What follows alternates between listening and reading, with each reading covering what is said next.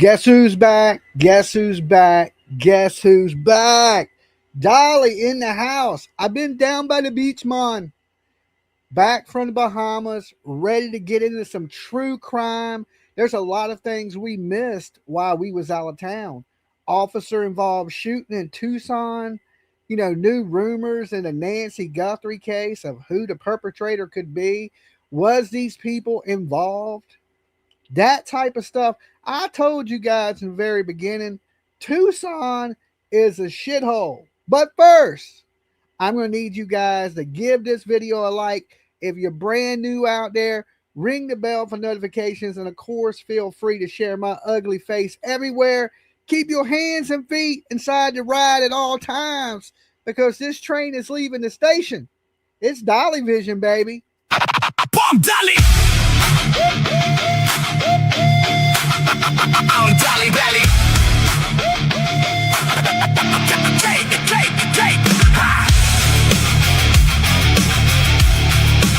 I'm Dolly, baby.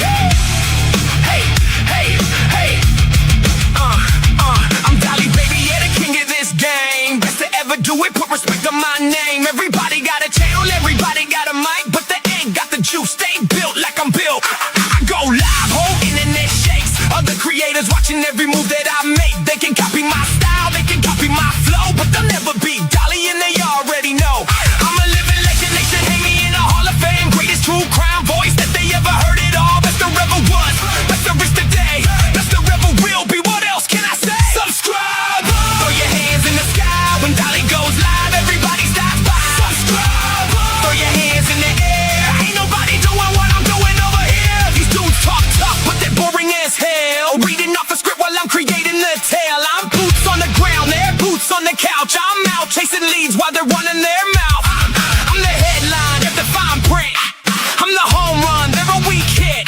I'm the main event, the opening acts. When the history books drop, they're getting cut from the facts. I got people tuned in from the second I appear, cause they know something wild's about to happen in here. I don't chase attention, attention chases me. That's the difference between a legend and a wannabe. I'm a problem, I'm a beast, I'm a one-man show. Got the whole damn true crime world moving too slow. Every time I hit live, I raise the bar again. Everybody else competing for second place, my friend.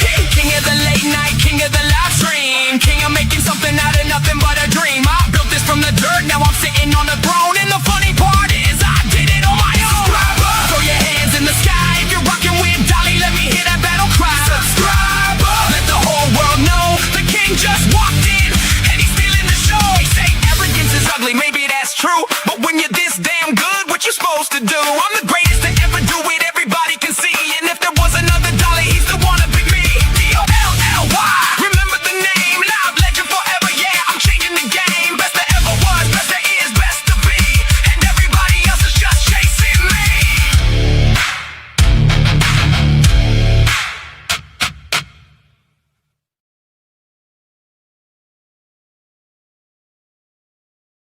What is up, my beautiful people? It is good to see you guys again. Let me tell you, it is good to be home, back in America. Good old America. I was down by the beach, okay? Down by the beach for a little while. But now I'm back to take over the true crime world. And I'm glad you guys could be here with me for it. Now, while we was gone, we missed some stuff in the whole Tucson saga, is what I call it, because now it's not just about Nancy Guthrie and Savannah and Tomato Paste, Tomato Face, Annie. Now there's been an officer involved shooting, well, a recruit and his wife. We missed that while we was gone, right? There was a home invasion of the Hispanic Caucasian, okay? Home invasion of the Hispanic.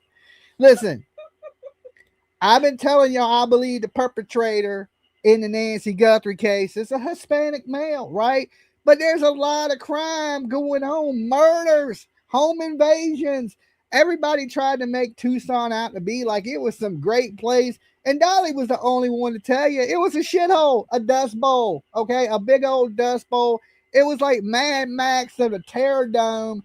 It's like cactuses and crackheads, okay?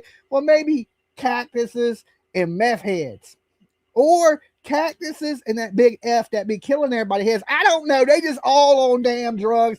They walking around with broken necks and shit. I've never seen nothing like it.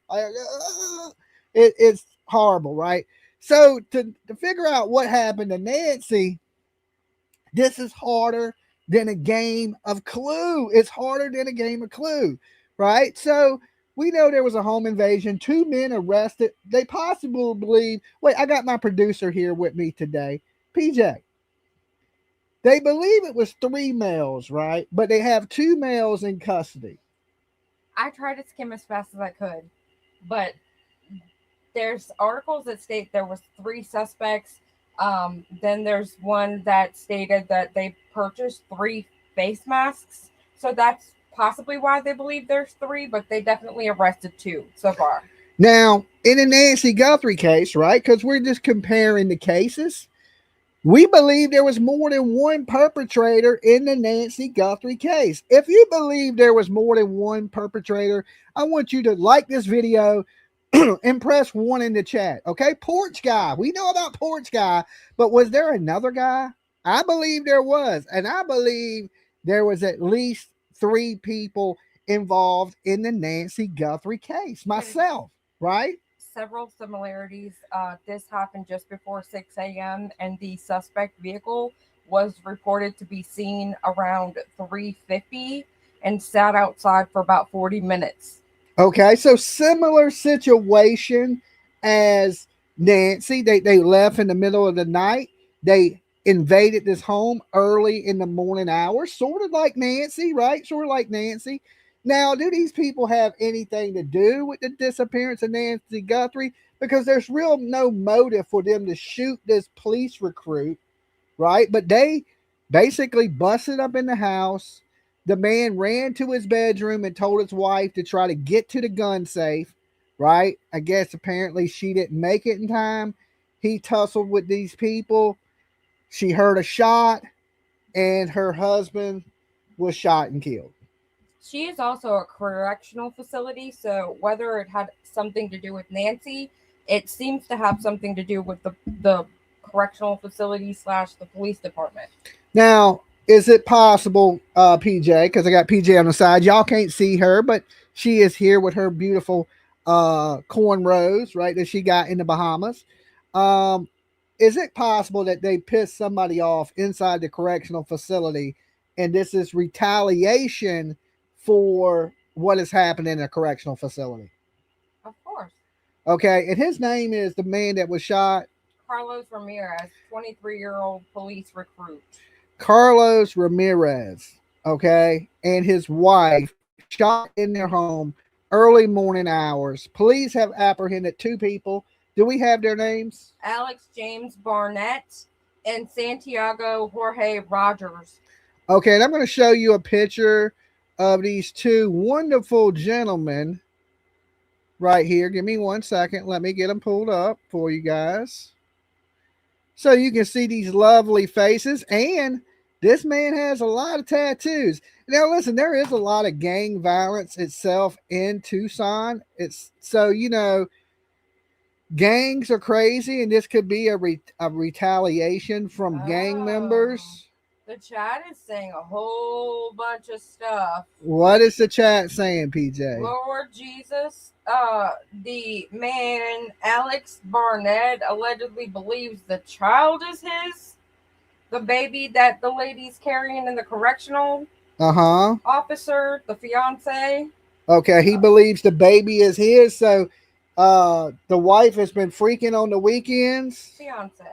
Fiance, wife. It ain't totally different. It's pretty Just close. And then, of course, these are the 2 gentlemen. Bonnie thinks she set him up. Oh, Lord.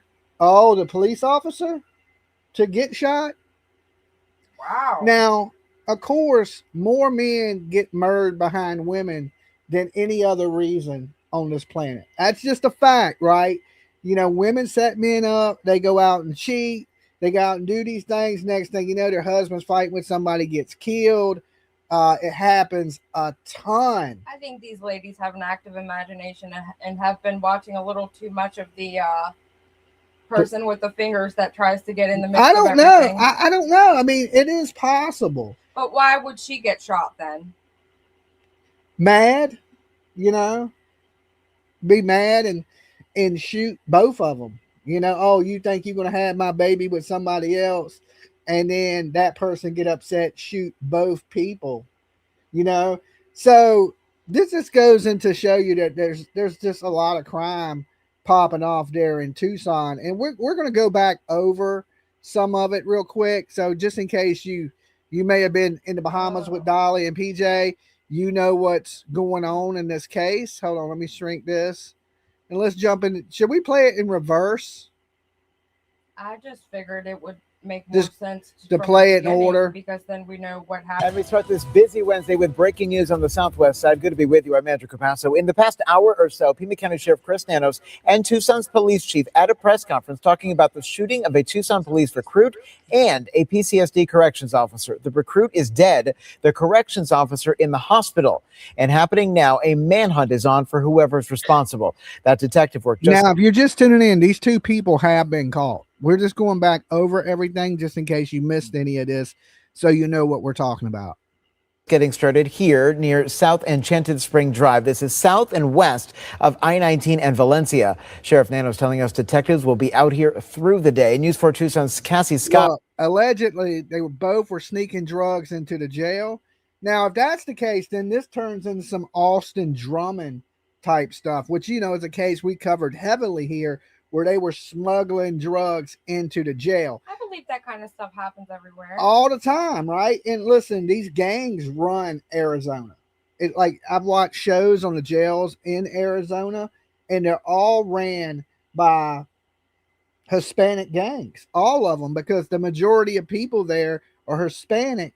So these gangs run the jails, and if you don't do what the inmates say, they will threaten. Of course, your family's on the outside, and there's the same gangs that are on the inside of the jail are the same gangs that are on the outside of the jail. Mm-hmm. And a lot of the people that are covering, watching these people are Hispanic themselves, and they know this, so they're at the mercy of the gangs. What makes it a cold case? I feel like at this point, given the time, it would be considered. No, not yet. I don't Not think. Nancy Guthrie's case. If you're just tuning in, I don't believe it to be a cold case yet. Okay, because it's only been 6 months, going on 7 months of Nancy Guthrie missing. Usually, they don't consider it a cold case. What, 3 years, PJ? 3 years, or when every lead dries up and they're not getting tips Misty just made in. me laugh. She said, "Where's Sue Ellen? How did she let this happen around her?" Well, yeah, where was Sue Ellen when they were parked in the street for 45 minutes? Okay. These people were able to park in the street for 45 minutes, watch this officer recruits home, and Sue Ellen was not there to tell them they're parking in the ingress and the degress. Okay. We can't have that. Sue Ellen has been slipping on her job. I think it's time we fired Sue Ellen. What do you think, PJ? Should we just let her go at this point? Yeah. She hasn't been. The only person she's been able to run off is Alex. Okay, and don't pop a P10 up in her neighborhood. That will not go good. But if you want to kill people, perfectly fine. She don't care. She ain't even watching. All right. So back to the news. Live there with that investigation behind her. Cassie, what are you learning here? Yeah, Andrew, as you can see behind me, this is still a very active investigation. PCSD and the Tucson Police Department are on scene here, and now they need your help finding the two suspects they believe are responsible for this shooting. So take a look at your screen. As part of their efforts, they want you to look out for this car. PCSD says they're searching for two Hispanic men they believe are associated with it. We're told the men were wearing all black with ski masks at the time of the incident and were allegedly driving this car you're seeing on your screen, a gray SUV described as an Acura MDX between the years of 2007 and 2013. Police say the car possibly has a missing fuel door. Now, PCSD and TPD held a news briefing this morning. They say they responded to a 911 call at a home in the neighborhood around 6 a.m. Inside the home, they found 23-year-old Carlos Ramirez dead. He was a Tucson Police Department recruit and a former PCSD corrections officer. They also found... Okay, somebody's calling in already. Dolly. Hi, Dolly, the best YouTuber ever. What's up? Who's Are you this? back? This is Robert from Independence, Missouri. What's the up? homeless guy. What's up, Robert? Not much. Are you back in America? I'm back in America. America, I was down by the beach. down by the beach. Cool. Is PJ with you? Yeah, she's with me. She's here. She Okay, can't. so she She can can't hear me? hear you though. No, she can't hear you. She don't have a headset on. It's just Oh, the man. I Yeah. was hoping that she can hear me because I was going to do this. Happy birthday to you both. Happy birthday to the best YouTubers ever. Thank Happy birthday to you. Thank you, Robert. Thank you. We had a very good birthday. We were pretty much in paradise, so it couldn't. There was so much that could go wrong. Okay, I mean, blue skies, blue waters. have green on our We had a good time. We got to swim with a That's shark good. on my birthday. You Got know, to swim on a shark with a shark? yeah. Let us set a break over. It was pretty scary. He swam up on us out of nowhere. Oh, We were swimming with Oh. sea turtles, and he snuck up on us. PJ Oh, seen him so first. he- She didn't even tell me. That's because I was waiting to see how fast you'd swim. I swam pretty fast. I'll just tell y'all that's that. good. I did some swimming on my birthday, right? So That's cool. yeah, I swam my ass right back to the boat. I was like, oh Lord. Here comes the shark for Dolly. Yeah, some of them damn Da-na-na-na-na. sharks like me. I don't know what it is. They were like, yeah, Did he got that sweet blood? maybe. I don't know. He was circling the boat too. PJ was trying to Yeah. be his best friend. You know, she was just out there trying to We were just join the talking- Shark Olympics. I don't know what she was doing. We were talking about the girl from the ocean the other day before that, and so Yeah. I was trying to practice my OSHA. She's like a shark whisperer. I don't know. All you It's, gotta do is make it big, right? yeah. I guess that's the technique. Make yourself big in the water. They don't mess Yeah. with you. Big and bad. Do-do-do. I wasn't. bet. I wasn't really scared. I was still trying to be cautious, but I didn't like Yeah. I didn't freak out or nothing. You know, So it is chasing you? huh? It is chasing you? I don't know. No, it wasn't chasing us. It was just circling, like hanging out. Oh, okay. Like, Like, it hey, was, buddy, what's going on, Dolly? yeah, and it I'm was. your friend. When I was in Florida, the shark that swam up on me was really big. Okay, it was a big ass shark, like 6 foot. This shark was like a Oh, 2 wow. foot shark. He was just chilling. Like he could bite the shit out of you, but no way could he eat you. No way could he eat you. But Right. you're so far Right. away from land that even if he bit you, there's chances you could bleed to death. You know, it wouldn't be good. Any way you look at it, small shark, big shark, it's not good when you're in the middle of the ocean and you get bit by a shark. Okay, it just ain't good. Right. So I always took No, that. it ain't. It ain't big enough to eat me. I wasn't scared like that, but it's big enough to bite me. Yeah. So Yeah. what's good with you, Robert? Thanks Have you been following this officer involved shooting? I've been trying to. Oh, okay. Is it like one of her the deputy that was on there, or sheriff or whatever? Well, it's a deputy recruit. He was home early morning hours, and at least 2 masked intruders. Some say it was 3. Entered the home early morning hours and shot him and his wife. The wife and the baby, his fiance was pregnant. She survived, and he didn't make it. He was dead on the scene.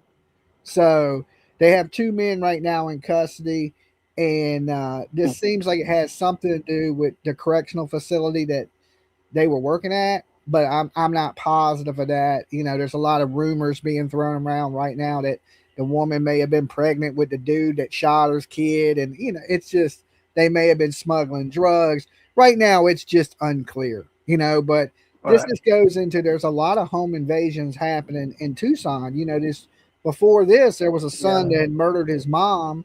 And then before that, there was a woman that was SA'd and by a mass intruder, and he ran and fled, and he still ain't been caught.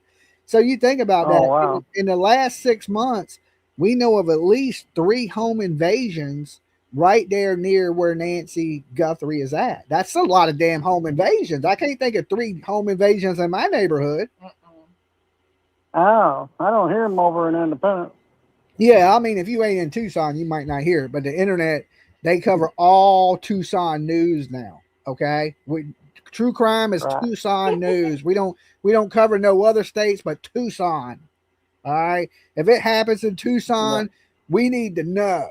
Okay, I don't know why, but that's the thing on the Uh, internet right now. So if a damn homeless person get hit by a car, we need to know about it. Okay, yep. if a nick bag is sold in the park, I want to know. Okay. It says Because this that's house where is we met at 33 back minutes from Nancy's. finally. All right, Robert, you be good. Thanks for putting up my our GoFundMe page Not a a problem. little bit. All It right. didn't. It got a couple bites. Okay. Well, we'll put it out there again for you. You be good, Robert. All right. All right. You Peace. too. Bye. All right. So, if you have been following the case, officer recruit, like I said, shot in his home. It's about 30 minutes from Nancy Guthrie's house. But listen, I believe this, that if Porch Guy is not caught, that he's going to do this again. All right. So many people think that this was for a ransom, but it wasn't. So many people think it evolves itself around Miss Savannah Guthrie here on the screen. But does it? Does it? If the ransom notes are real, that's one thing. But if the ransom notes are fake, that's a totally different thing. Okay? So, 2 to 3 people possibly involved in that officer involved shooting, right? Recruit, and his wife was a correctional officer, Yeah. well, fiance, correctional officer. Now, when you work in those prison systems and those jails, like I said, they're bad. And certain areas are really real bad gangs. And Tucson is one of those places that have really bad gangs. Now, you can go right now online and put in Tucson jail, right? There's Lock Up and all these other shows have done episodes on the Tucson jail that show the gangs and the politics of the jails and who runs the jails. And usually it's these high powerful Mexican gangs. You got to remember it's 60 miles to the border from Tucson to Mexico. That's why so many people believe that Nancy was, of course, taken across the border, that somebody came across the border, snatched Nancy, and took her across the border, and then encrypted these messages and took Nancy. But let me tell you this: this crime of Nancy Guthrie was committed by a Hispanic male. All right, Dolly's been saying that from day one. Even the images to me of Porch Guy looks like a Hispanic male. How dark his hair is, and just how he looks. He looks like how he's dressed, and to the shoes he's wearing are those of how a Hispanic male would dress.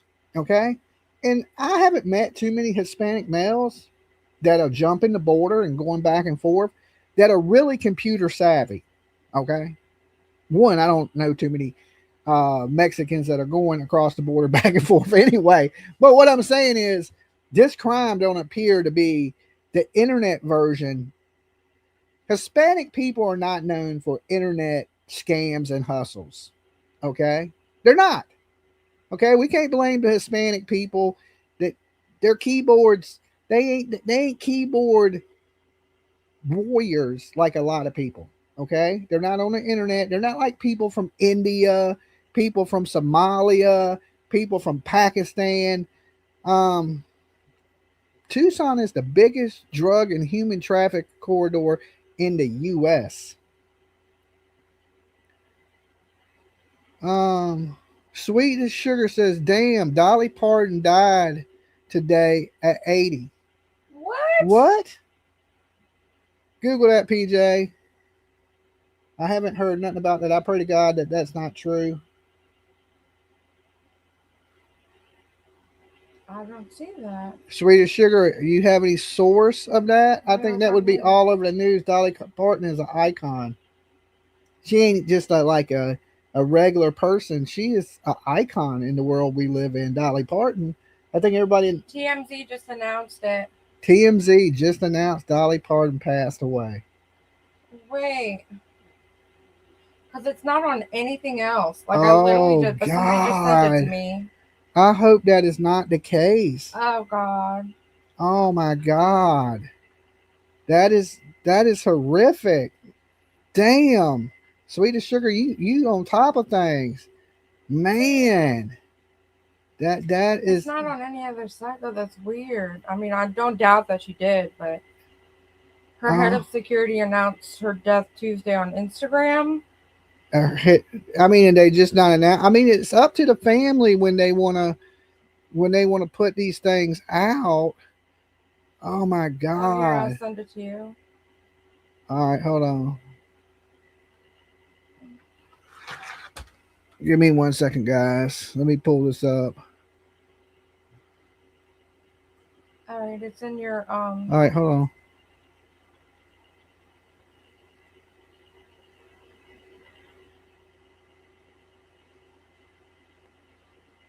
Damn, 80 years old, icon. You know, a lot of people ask me why the channel is named Dolly Vision. Okay, I get that more than any other question. Why is the channel Dolly Vision? And the reason I named this channel Dolly Vision. Hold on 1 second, guys.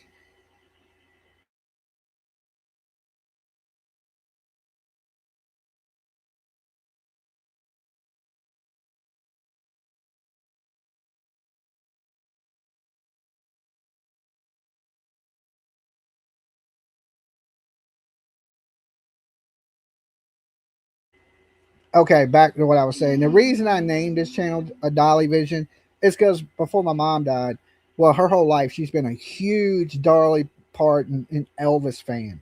I didn't want to name the channel Elvis, but I named it something like that after my mom's favorite singer. Okay.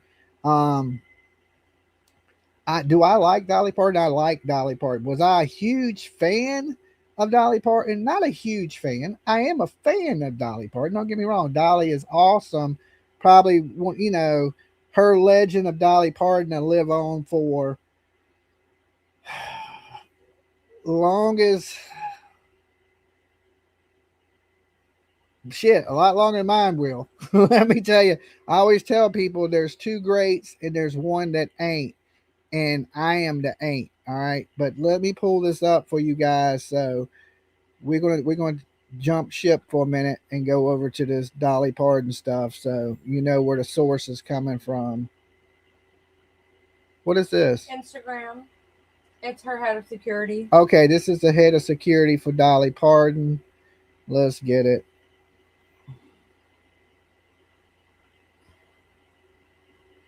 Seaver, son of Cassie Parton, and I'm representing the Parton and Owens family today, announcing the passing of my Aunt Dolly Rebecca Parton Dean, sister, sis, Aunt Granny to one generation and Gigi to the next.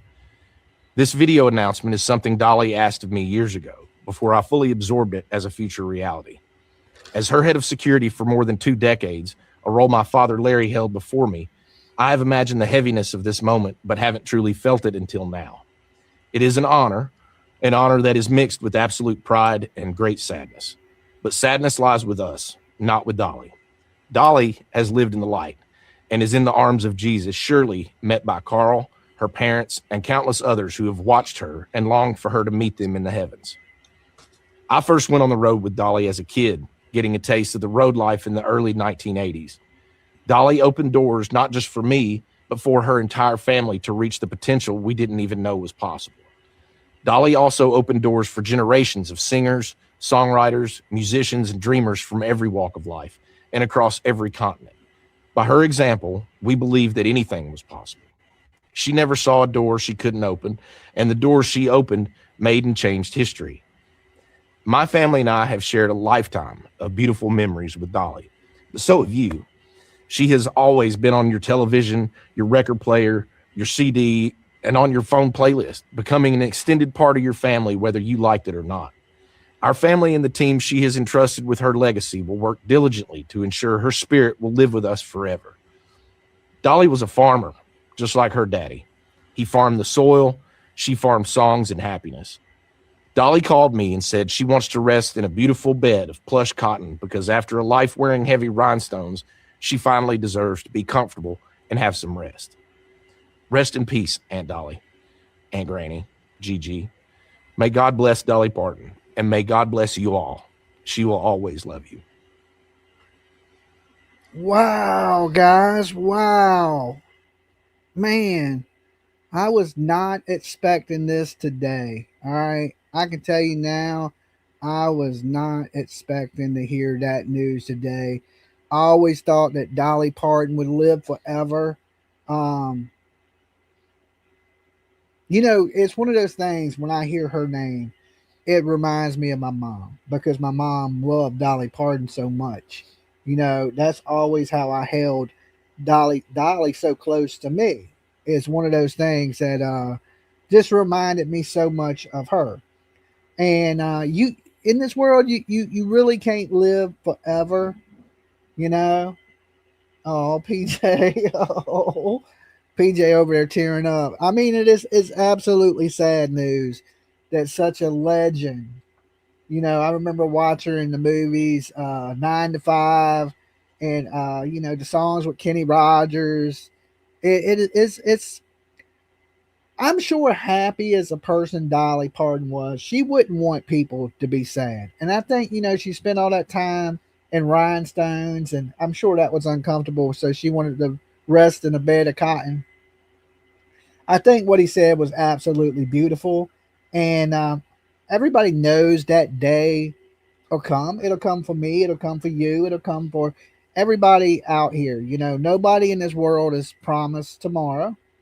And this is the importance of loving and caring about each other, right? And telling people you love them while they're here instead of sending them flowers when they're dead, okay? I always tell people, give me my flowers now. I want to smell them, okay? I want to smell it because, show that love. Don't wait till it's too late to love somebody, all right? You need to love them while they're here, and every moment in this world is precious.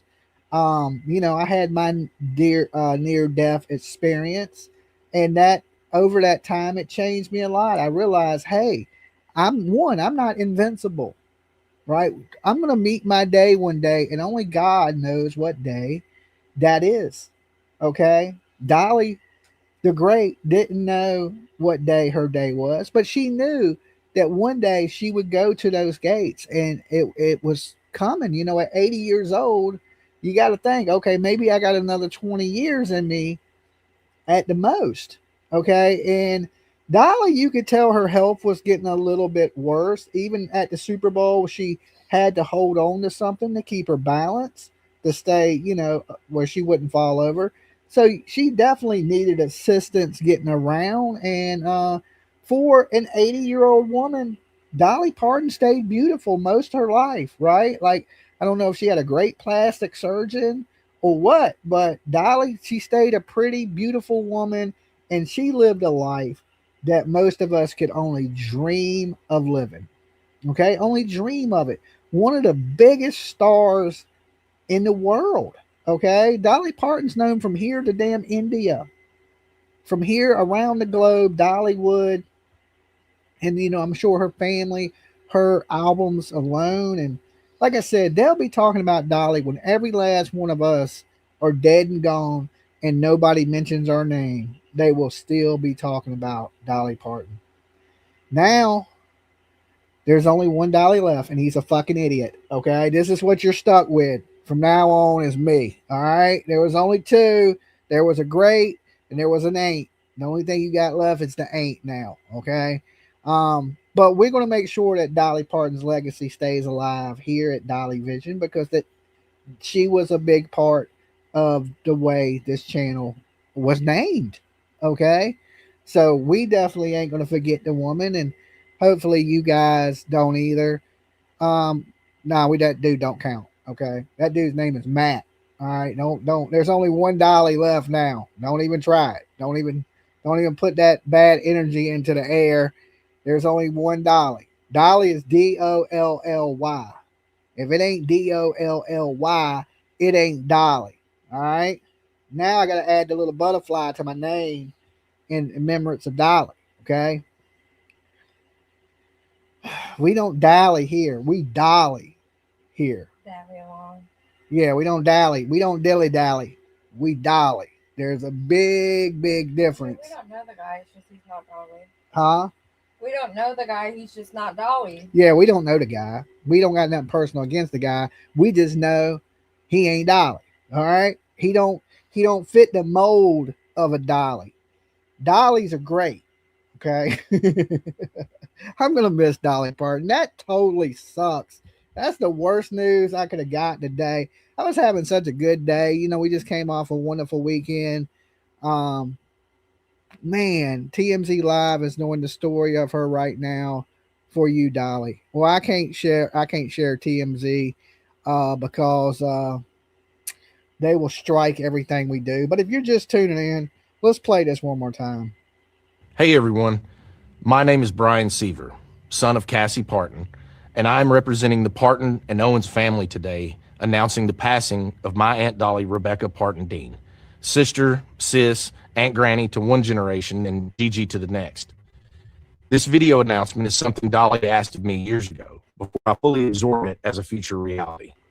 As her head of security for more than 2 decades, a role my father Larry held before me, I have imagined the heaviness of this moment, but haven't truly felt it until now. It is an honor that is mixed with absolute pride and great sadness. But sadness lies with us, not with Dolly.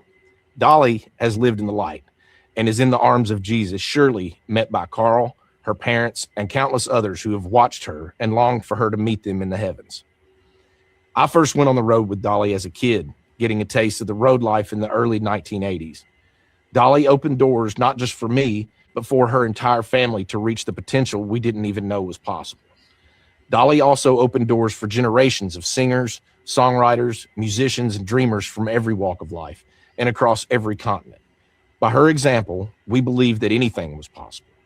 She never saw a door she couldn't open, and the doors she opened made and changed history. My family and I have shared a lifetime of beautiful memories with Dolly, but so have you. She has always been on your television, your record player, your CD, and on your phone playlist, becoming an extended part of your family, whether you liked it or not. Our family and the team she has entrusted with her legacy will work diligently to ensure her spirit will live with us forever. Dolly was a farmer, just like her daddy. He farmed the soil, she farmed songs and happiness. Dolly called me and said she wants to rest in a beautiful bed of plush cotton because after a life wearing heavy rhinestones, she finally deserves to be comfortable and have some rest. Rest in peace, Aunt Dolly, Aunt Granny, Gigi.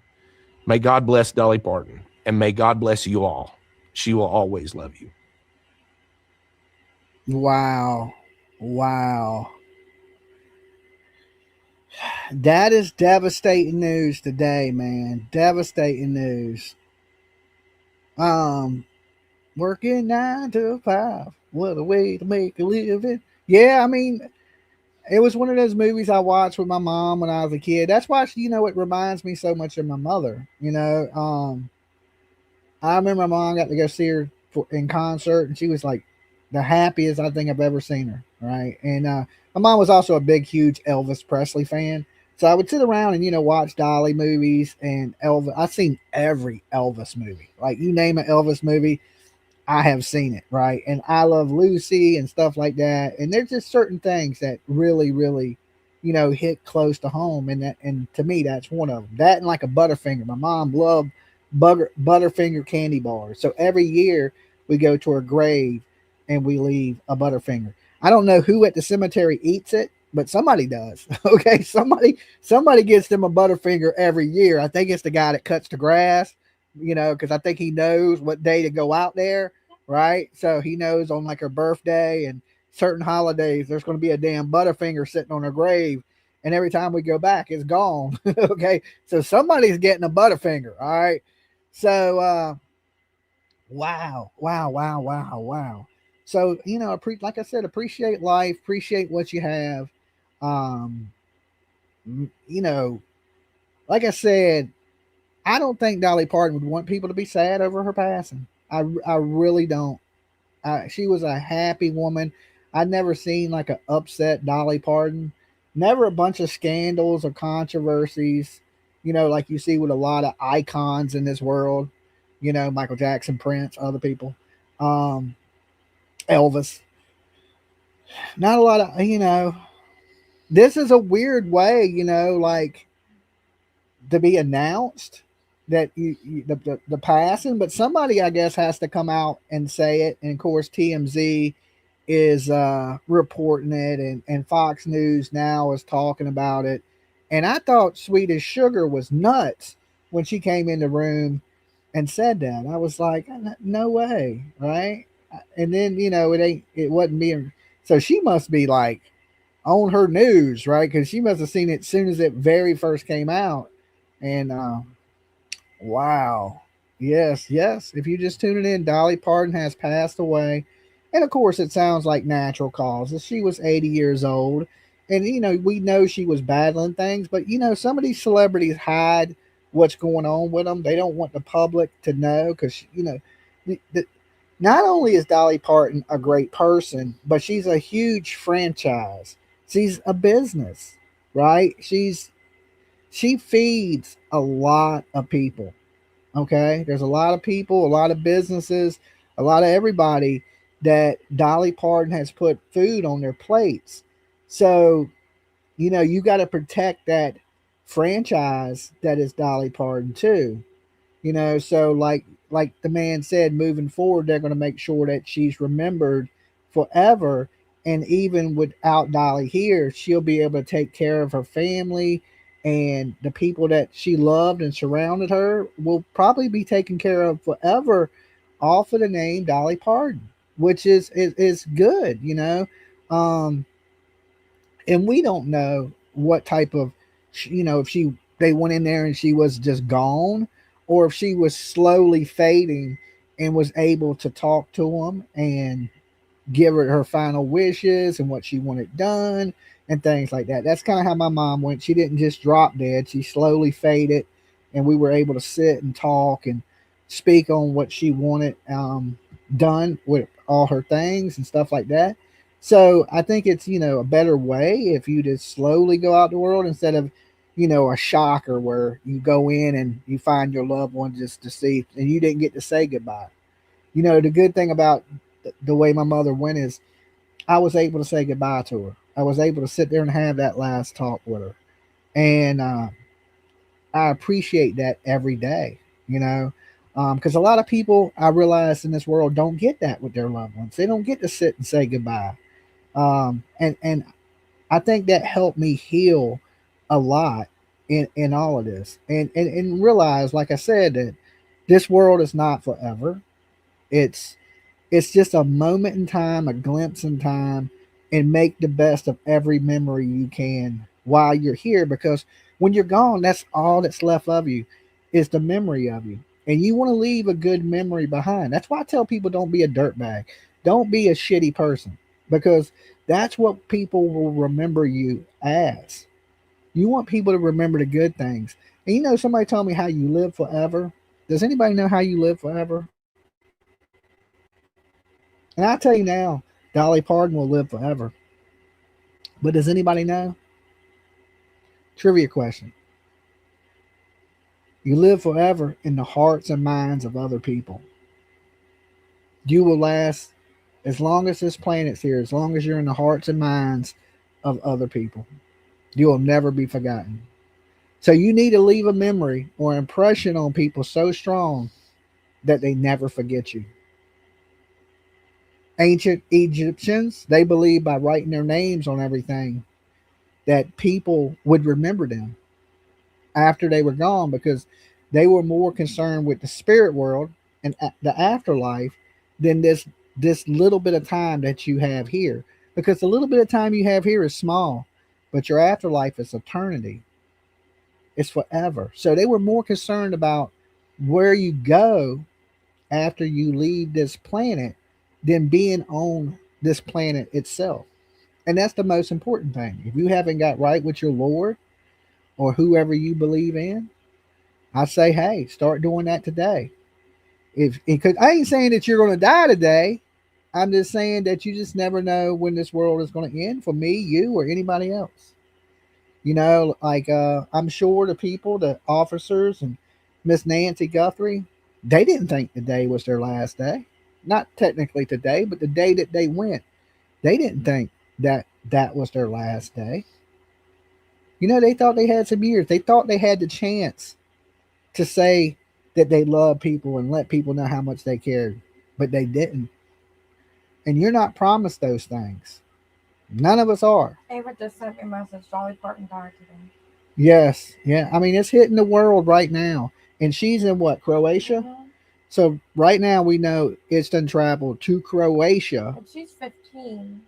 So That Dolly Parton has all died because generations. Ava is in Croatia right now, and she just sent us a text message saying Dolly Parton has died. So, like I said, Dolly Parton ain't something just in the U.S.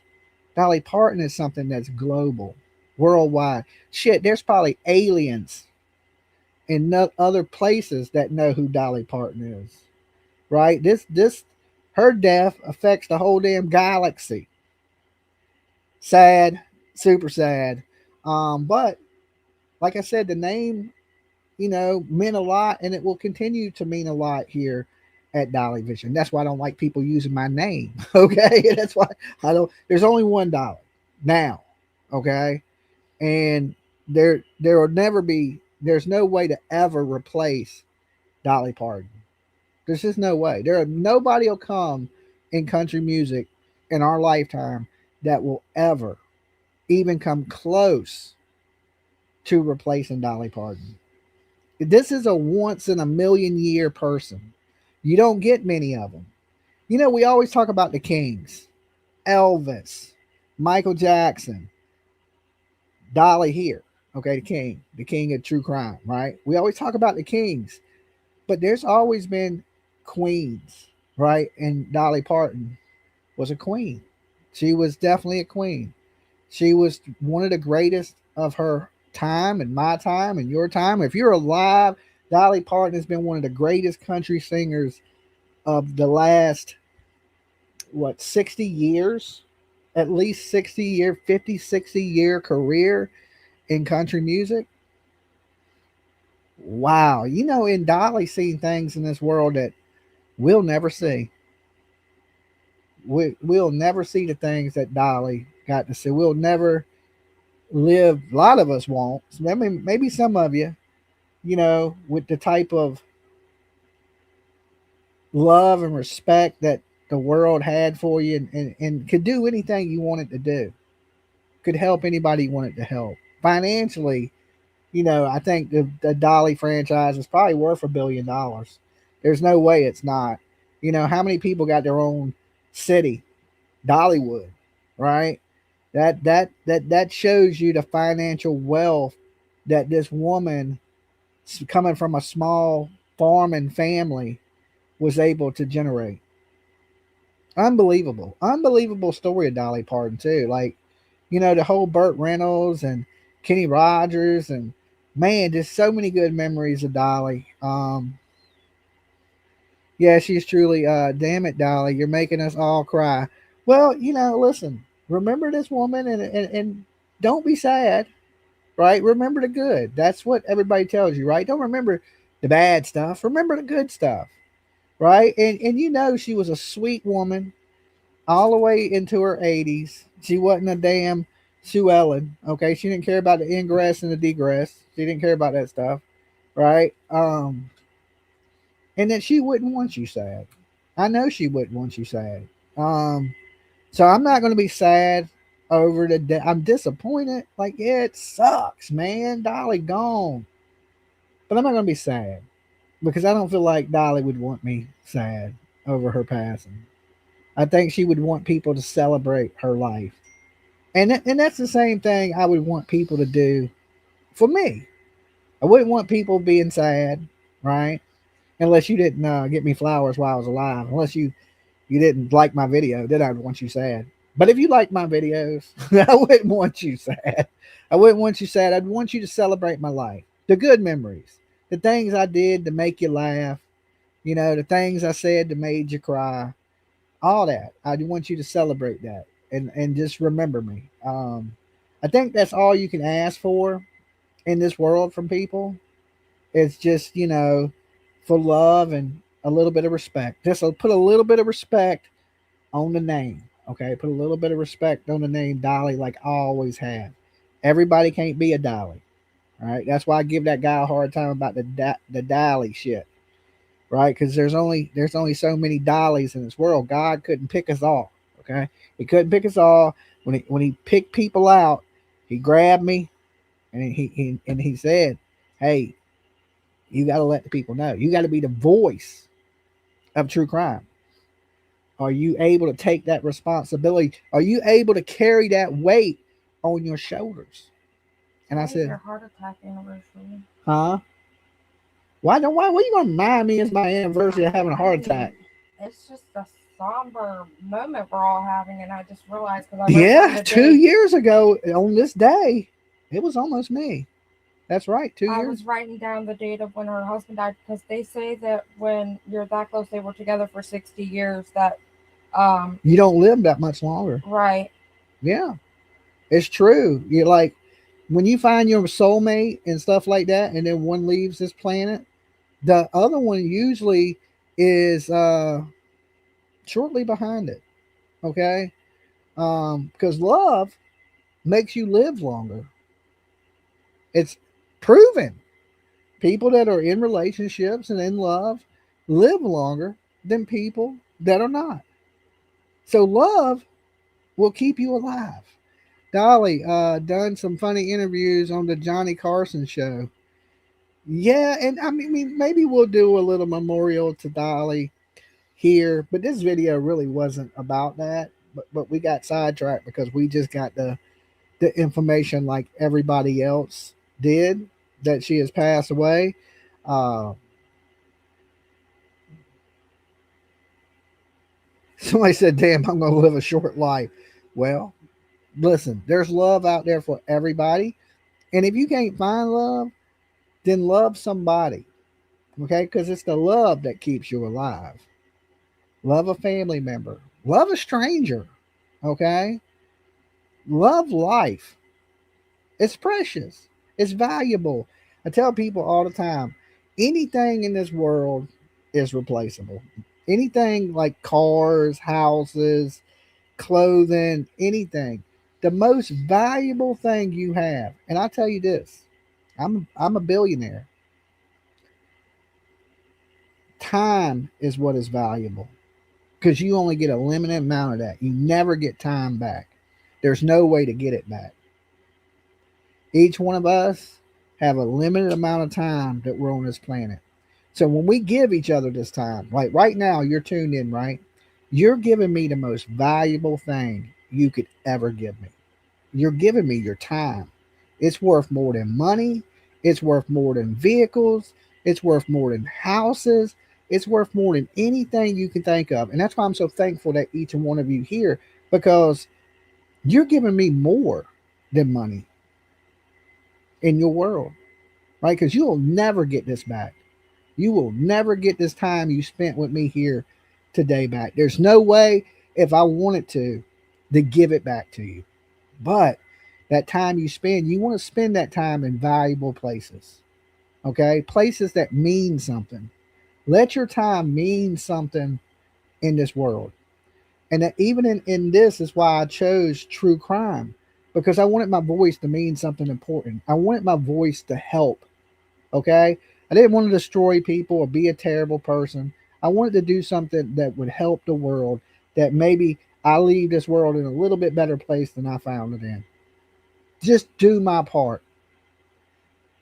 And that's what I've done. Okay? And that's what I feel like my time is the most valuable thing I give to these people to help, to spread awareness, to search for people, to look for people. That's important to me. Now, everybody, your time may be spend it with friends and family just as valuable, if not more valuable, right? Everybody don't look for missing people. Everybody ain't into the same things as me. But find something that you feel like your time is being spent well on. Don't waste your time. You don't got much of it, right? Like everybody here, we're all older, right? Don't it seem like we was 20 yesterday? And I just turned 52 years old.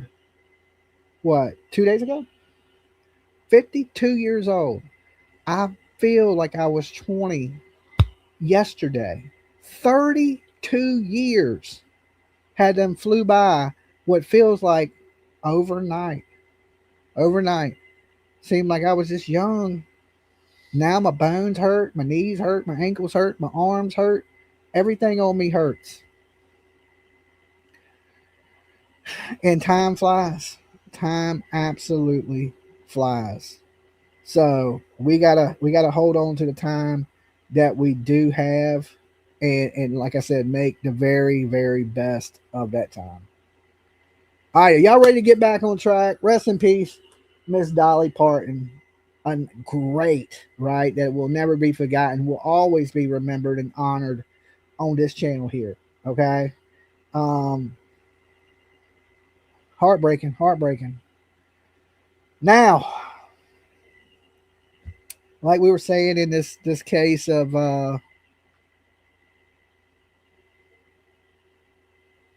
did I close this? Okay, now we're gonna get back on track a little bit, guys. We'll get back on track into the of course we're gonna go over what happened in the home invasion, the 2 people arrested.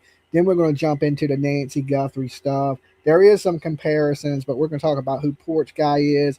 What is the truth in this? We're gonna discuss all those things. I know we got a little off track. PJ got a little sad over there. All right, you doing better, babe? Mm-hmm. Are you back with me? Yeah. Okay. All right, let's get it. Bam. His 23-year-old fiance shot in the home. PCSD says she was taken to a local hospital with non-life-threatening injuries and is in stable condition right now. Police say she is currently employed as a PCSD corrections officer. Now, Andrew, a lot to take in here. Still a very, very active scene right now. Detectives are going home to home asking for camera footage from the neighbors here. Anyone with information is asked to call 911. Reporting on the Southwest Side, Cassie Scott, News 4 Tucson. Cassie, thank you. We'll check in with you in just a little bit for more coverage on breaking news. Stay with News 4 Tucson on air, online, and on our social media pages. I'm Jordan Bonke. We're just west of Tucson, where we now... Somebody asked, is there people out there with Dolly Vision channel I that just responded to that. There's trolls? a stalker. Yeah, there's stalkers and trolls that have a channel that they've named after this channel, but there's only one Dolly Vision. Okay. It says Dolly Visions. I'm sure it does. Yeah. They want to. You want to take over for a second, PJ? Tiff's calling. Hello. I'm live, baby girl. Huh? It's hard to take over in Utah. Okay, hold on a second. Having all of us talk at the same time. All right. All right, let me put you on speaker. You say Dolly Parton died? Dolly Parton died. They posted 10 minutes ago. I know. We already covered it. My title's Rest in Peace, Dolly Parton. You're live. The chat can hear you. I just woke up. Oh, you just woke up? Yeah. I'm having a terrible week. You're having a terrible week? You'll be in a terrible headspace, and then Dolly Parton wants to die. I know. I couldn't believe it either. Okay, have fun streaming. I'm going back to sleep. All right. Love you. Love you too. All right, that was my kid. And see, that's how fast news like this travels. It don't matter if you're 50 years old or 26 years old. You just heard my daughter say, man, I've had a bad week, and then Dolly Parton wants to die. Right? So even kids. And Ava in Croatia, PJ's daughter, she just texted us saying, Dolly Parton died. I mean, it's making its way around the world right now. Grapevine effect, right? Somebody's telling somebody, somebody's telling somebody. It's sucks. It really sucks. Known the name of that Tucson police recruit who was killed at his home, where his fiance was also injured in a shooting. That's 23-year-old Carlos Ramirez. PCSO says his fiance, also 23 years old, is in stable condition after also being shot. She worked as a corrections officer. Both were found inside their home that they shared. Here's what the sheriff Nanos had to say on a tough day, both for the community and for law enforcement. This is a pretty active, ongoing investigation. I don't have a lot of detail for you, but I would tell you that we certainly need the public's help. If they've heard something, know something, saw something, please let us know. Investigators are now searching for 2 suspects described as Hispanic males wearing all black clothing and ski masks. They're looking for a gray Acura MDX. This is anywhere from the year 07 to 13. The sheriff points out that the fuel door may be missing. There's also 2 different wheels on that car that other people have pointed out. If you know anything here, you're asked to call 911. Detectives just released a photo of a man they've now got a warrant for in that double shooting that killed a police recruit in Tucson yesterday. The Pima County Sheriff's Department sharing some new surveillance video and a photo of one of the suspects they're looking for. Take a look. Investigators have identified the suspect seen in these images as 33-year-old Alex Barnett, now wanted for first-degree murder. The video is from a gas station in Tucson around 5 a.m. yesterday, about an hour before the shooting. Investigators are also looking to identify 2 other suspects. So 3 from total. the scene in video here from before the shooting. One seen with Barnett at the gas station and another seen leaving the suspect vehicle in a parking lot there hours after the murder. The shooting happened yesterday morning in what police call a home invasion. The sheriff identified the police recruit who was shot and killed as 23. So it sounds like 2 people did the home invasion and 1 person dumped the car. Right. 3-year-old Carlos Ramirez, who previously worked as a corrections officer. His pregnant fiancée, a current corrections officer for Pima County, was also hurt, but she and her unborn child are expected to be okay. Detectives again today found that getaway car about 15 miles from the shooting scene in a lot. They haven't said anything about a motive and say, again, they're still looking for the suspects. Anyone with information on who they are, where they might be, should call 911. Good evening. We're starting with breaking news. The Pima County Sheriff's Department has identified a suspect in the murder of a Tucson police recruit. An arrest warrant has now been issued for 33-year-old Alex Barnett. He's one of the people accused of shooting and killing 23-year-old Carlos Ramirez and wounding his fiancée, who's a corrections officer. Officials are asking for the public's help to identify 2 additional suspects seen in the surveillance images on your screen. Anyone with information is being asked to call 911. The manhunt continues. You know, I wonder if they thought the fiance was dead when they shot her. You think they left her for dead, or do you think they just knew she was wounded? Somebody in chat said they only hurt her to make it look like she was an innocent party.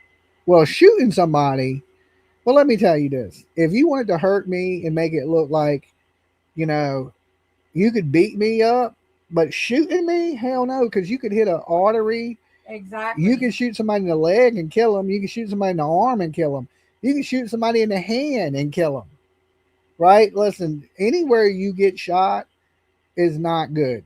Not good at all. I mean, it's life-threatening no matter where you get shot. Unless you graze somebody, you know what I'm saying? Like this. And then you never know. You hit an artery, your ass is done. You're going to bleed to death before the ambulance even gets there. So, I mean, I don't know. That's if we're going to do that, maybe if you was a medical person and you was going to stab me somewhere you knew there wasn't an artery, right? We may be able to talk about it. You're going to stab me in the leg fat, but anywhere else, like, yeah, that ain't happening. You know, it's not going to happen. No. For 3 suspects in the shooting of a Pima County corrections officer and death of Tucson police recruit Carlos Ramirez. Just moments ago, the Pima County Sheriff's Department released the identity of one of the men. 13 News reporter Sean Mahoney has been following this case since it began, and he has more on these late-breaking developments. Sean, what can you tell us? Yeah, well, Dan, Mary, contrary to early reports yesterday in the investigation, Pima County Sheriff's deputies, as you mentioned, are now searching for 3 suspects, and we now know at least one of the people they are looking for. Take a look at your screen now. This is a mugshot for 33-year-old Alex Barnett.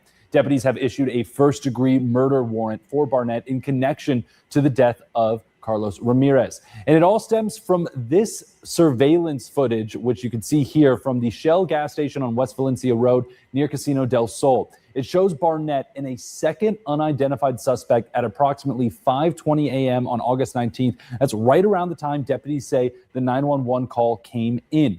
Now, a second video release shows surveillance footage of a third unidentified suspect exiting the vehicle believed to be involved in the incident. It was found in a parking lot near South Palo Verde Road and East 33rd Street at approximately 10:50 in the morning on August 19th, about 30 minutes away from where the home where the shooting happened. To be clear, deputies are looking for 3 suspects altogether, but have only identified one, and that is Mr. Barnett. And Barnett has an extensive and violent criminal history here in Pima County. He has spent years in prison on charges ranging from theft to drug possession to child abuse and unlawful imprisonment. He was most recently released from prison in 2025. Now, to recap how we got here. Released a guy in 2025, and by 2026, he's wanted for murder. Yep. There's some reasons you shouldn't let people out of prison, right? And some people, especially when you're career criminal, like especially the 3 strikes. Now, I don't think that should be 3 felonies, but I think if you go to prison for the 3rd time, they should keep you. Yeah. Right? Like, we give you 1 time in prison, right? 1 time you go to prison, we may go, okay, well, we need to let you know there's consequences for your actions, okay? When we punish you, we try to rehabilitate you. The 2nd time you go to prison, oh, you're sitting for a while now. You're going to think about what you've done, okay? And by the time we let you out, if your ass commits another crime, you never get out. I think there should be the 3 prison law. Like, if you in prison for the 3rd time, you are a career criminal and you need to stay in prison. I think there's certain levels to it. I think it should definitely matter, but I think it should be based on your crimes. If you've been in prison 3 times, right? Because you don't just go to prison for like DUI. Or, you got to commit felonies to go to prison, and then they let you off a lot of those. So the first felony they usually don't even put you in prison for. They usually give you probation for. So really, you're getting more than 3 times. You're getting 4 or 5 times in some place. Sometimes more than that. And then to let people out of prison after all that. Rumor is he has the woman pregnant. That's rumor, but there's no proof to that. There's no proof to any of this. Is it possible that this woman could be pregnant with that man's baby? I mean, anything is possible in a situation like this when you're dealing with something like this. But let's give it some time. Let's see what happens. A 911 call came in. He asked the judge for a bond this morning, and the judge said no. Did one of the perpetrators ask the judge for a bond? I think the man, the bald man, was just apprehended last night in that raid. Yeah, with the SWAT raid last night. Well, the reason they called this, the lady seen them. She knew who they were, Right. There's possibility she knew who they were. 3 strikes says, and you're out. Yes, 3 strikes. 3. I don't know about 3 charges and you're out, but 3 prison sentences and you should be out for sure. And Valerie said, yeah, but there's been people who have off somebody and then shot themselves to make it look like they didn't do it. Come on now, Dolly. I mean, there You're has, still taking a chance. but the chances are unlikely that you're going to do that. Plus, I think it's different when you do it yourself, because then you have somewhat of a control. When somebody else does it, you never know where it's going to land. Yeah. And that's where it's like, I ain't letting nobody shoot me. I 90%. know that. Not because I willingly let it happen, right? Like, oh no. So of course, in this SWAT raid that they did last night, because when we was in Tucson, in Bahamas, we actually took time off. We didn't watch no true crime. We watched movies, and we were out on the boat. We went out swimming with the pigs, the damn sea turtles, the sharks. Was at little getaways in the Bahamas and stuff like that. So we really didn't cover any of this. So we're catching up on this for the first time today. Now I know what you're saying, Dolly. This is late ass news. Okay, we're playing catch up today. We're playing catch up so we can be on the same page as all you guys and get back rolling. Okay, get back rolling, like Limp Biscuit would say. All right. But it's good that they have caught these people. Rest in peace to the officer recruit that has passed away, and of course, Dolly Parton. And may he get justice. May he get justice, and for his fiance and his unborn child. And listen, the rumor mill is crazy, right? It's crazy. It's even in the Nancy Guthrie case, rumors and people running with crazy speculation and different theories. It makes for good entertainment. Is it truthful? No. Is it hurtful? Mostly, right? Because imagine you this woman, you love that man, you pregnant with his kid, and you got people out here saying you sleeping with that dude, and it not be true. And everybody don't care that this woman's shot because they think she's a criminal when really she's possibly a victim. The internet can be great for spreading awareness, but it can also be a nightmare for spreading untruths and rumors. Now, is Dolly responsible for rumors? Yes, we talk rumors here. We talk them, right? But we let you know when it's a rumor, and we let you know that it's possibly not true. Okay, it's possibly not true. This lady could be just a victim, and why these people did this is they could have pissed somebody off in a jail or in the correctional facility. And it's definitely gang related. It's definitely gang related. They're in a heavily gang related area. They all been to prison, so they're in prison gangs. This is a gang hit. Okay, they targeted these people because probably these people wouldn't do what they wanted them to do inside the correctional facility. That's what's going to come out. Okay, is this woman sleeping with him in the prison, or was she sleeping with him on the outside when he got out of prison? I mean, time will tell. They're in custody. The truth will come out. That's for sure. We're going to get the truth in this. Shortly before 6 a.m. yesterday of a possible shooting, once deputies got to this scene on the southwest side, they found Carlos Ramirez, a TPD recruit, dead upon arrival. And the other victim, his 23-year-old fiance, a corrections officer with the Pima County Sheriff's Department, was found with a gunshot wound. Now, she was taken to a local hospital and is expected to be okay. Now, authorities urge you, if you have any information that could help investigators, you are encouraged to call 911 or reach out to 88 Crime, where you can remain anonymous. And we do begin with an update here on the search for the suspects in the deadly shooting of a Tucson police recruit and his fiancee. So one of the suspects has now been identified, and we have new surveillance video to show you. It captures a third unidentified suspect exiting that gray Acura SUV. The Pima County Sheriff's Department is also asking everyone in Arizona to now be on the lookout for this man. We're going to show you his picture next here. His name is Alex James Barnett. The 33-year-old is said to be bald, has distinctive arm tattoos. He was last seen wearing a red shirt and a black leather vest. He was also seen riding a Harley-Davidson motorcycle. He looks like a real winner, don't he? If you had to look at this guy, he looks like a real winner. Look at all them prison tattoos he got. With an Arizona license plate DA466. Barnett is considered to be armed and dangerous, and according to police, if you see him, do not approach and instead call 911.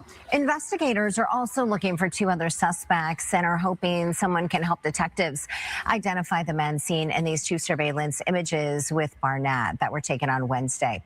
If you recognize them, please call the Pima County Sheriff's Department. So Barnett and the other suspects are wanted in the shooting death of Carlos Ramirez. The 23-year-old was shot and killed early Wednesday morning at his home. Now, he was actually set to graduate the police academy the following week. His fiance was hurt but is expected to be okay. She also works as a corrections officer for the Sheriff's Department. Turning now to the latest. Now, I truly believe it's going to have something to do with her. Right. right? agree. It's going to have something to do with the wife. Either it's somebody trying to intimidate the wife, somebody trying to get the wife to smuggle things. It's going to have something. It couldn't be a relationship. It could be, right? It's going to end up having something to do with the wife because the husband was just a recruit and she was already in the correctional facility. And these people appeared that they were career criminals. Okay, so they were most likely in contact with her on the inside or the outside for whatever reason. But I guarantee you this, it's going to have something to do with the wife, and it's going to have something to do with gang activity inside the prison or the jail system. Okay, because inmates in these areas that are close to the border, they run the jail. They run the deputies. The deputies are scared of these people. How can you not? They can hurt you on the inside and they can hurt your family on the outside. How can you not be scared of them? And you go in there and you try to control these people, and all it takes is to make one of them really mad and to call people on the outside. And people, the baby daddy is Alex, not her fiance. Now Y'all that's say rumor. that like you know these people. This is rumors. This is rumors. Did We you take a don't know. DNA test? Did you take a pregnancy test? Did you? Yeah, like you got to do DNA and all that stuff. Like we don't know. She could have been sleeping with both of them. How do you know who the baby daddy is? You don't. Okay. That's you don't know. So I mean, that's the rumors on the internet streets. Like when you say stuff like that, you just should put the rumor is that she's pregnant with the perpetrator. I mean, it could be true. We just It don't could know. be true. It could be true, but right now it's rumors. There's no proof to that. And what if you're wrong? You're spreading misinformation. If you're going to tell somebody a rumor, let them know it's a rumor. Okay? It's just rumor. Let us know. Say, hey, the rumor is this. And then we'd be like, yeah, that's a crazy rumor. It's possible. But when you come in saying it's a fact, like you know, like you were there when he impregnated her, we don't know the moment of conception. If she's sleeping with two men, either one of them could be the baby daddy. You could come in and say, hey, there's words out there that she was sleeping with this dude, and it's possible she's pregnant with his baby, or it's her fiance's. But Why would his friends come participate in something like this then? Yeah. Why would you go? I mean, if you're a gang guy, maybe, this has something to do with smuggling contraband into the jail. You watch.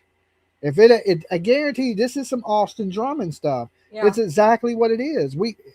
It's more common to be the Austin Drummond thing because look, we just watched Austin Drummond go through the same thing. Press 1 if you were here with me for the Austin Drummond stuff. He killed the whole family. Okay, that was his girlfriend's family. He shot them all. Honestly, it doesn't really even have to be relating drugs. They could simply be like she was the correctional officer for somebody that she gave a punishment to or something, and that's just simple retaliation. Yeah, but it's what people are thinking is because she didn't die and he did, that they were going after him. Right, and I see a couple of people saying stuff about how her gunshot wound is not serious. Many women have been found guilty of setting up their man and have them self-shot.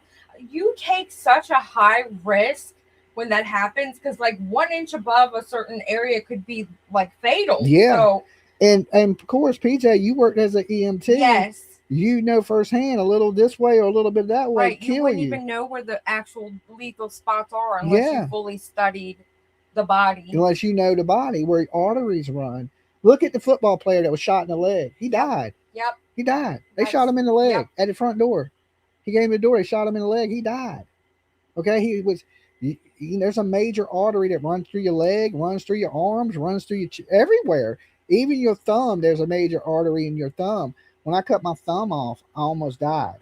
Okay. I almost bled to death because it cut a major artery and blood was spraying out. Every time my heart beat, blood was just, and I had to have a blood transfusion. Almost died. They sewed my thumb back on. Y'all see that? I can show y'all the scar. It's a scar, right? Let me see if I can see that scar. Right there across my thumb. Y'all see it? See that? That's where the machete got me.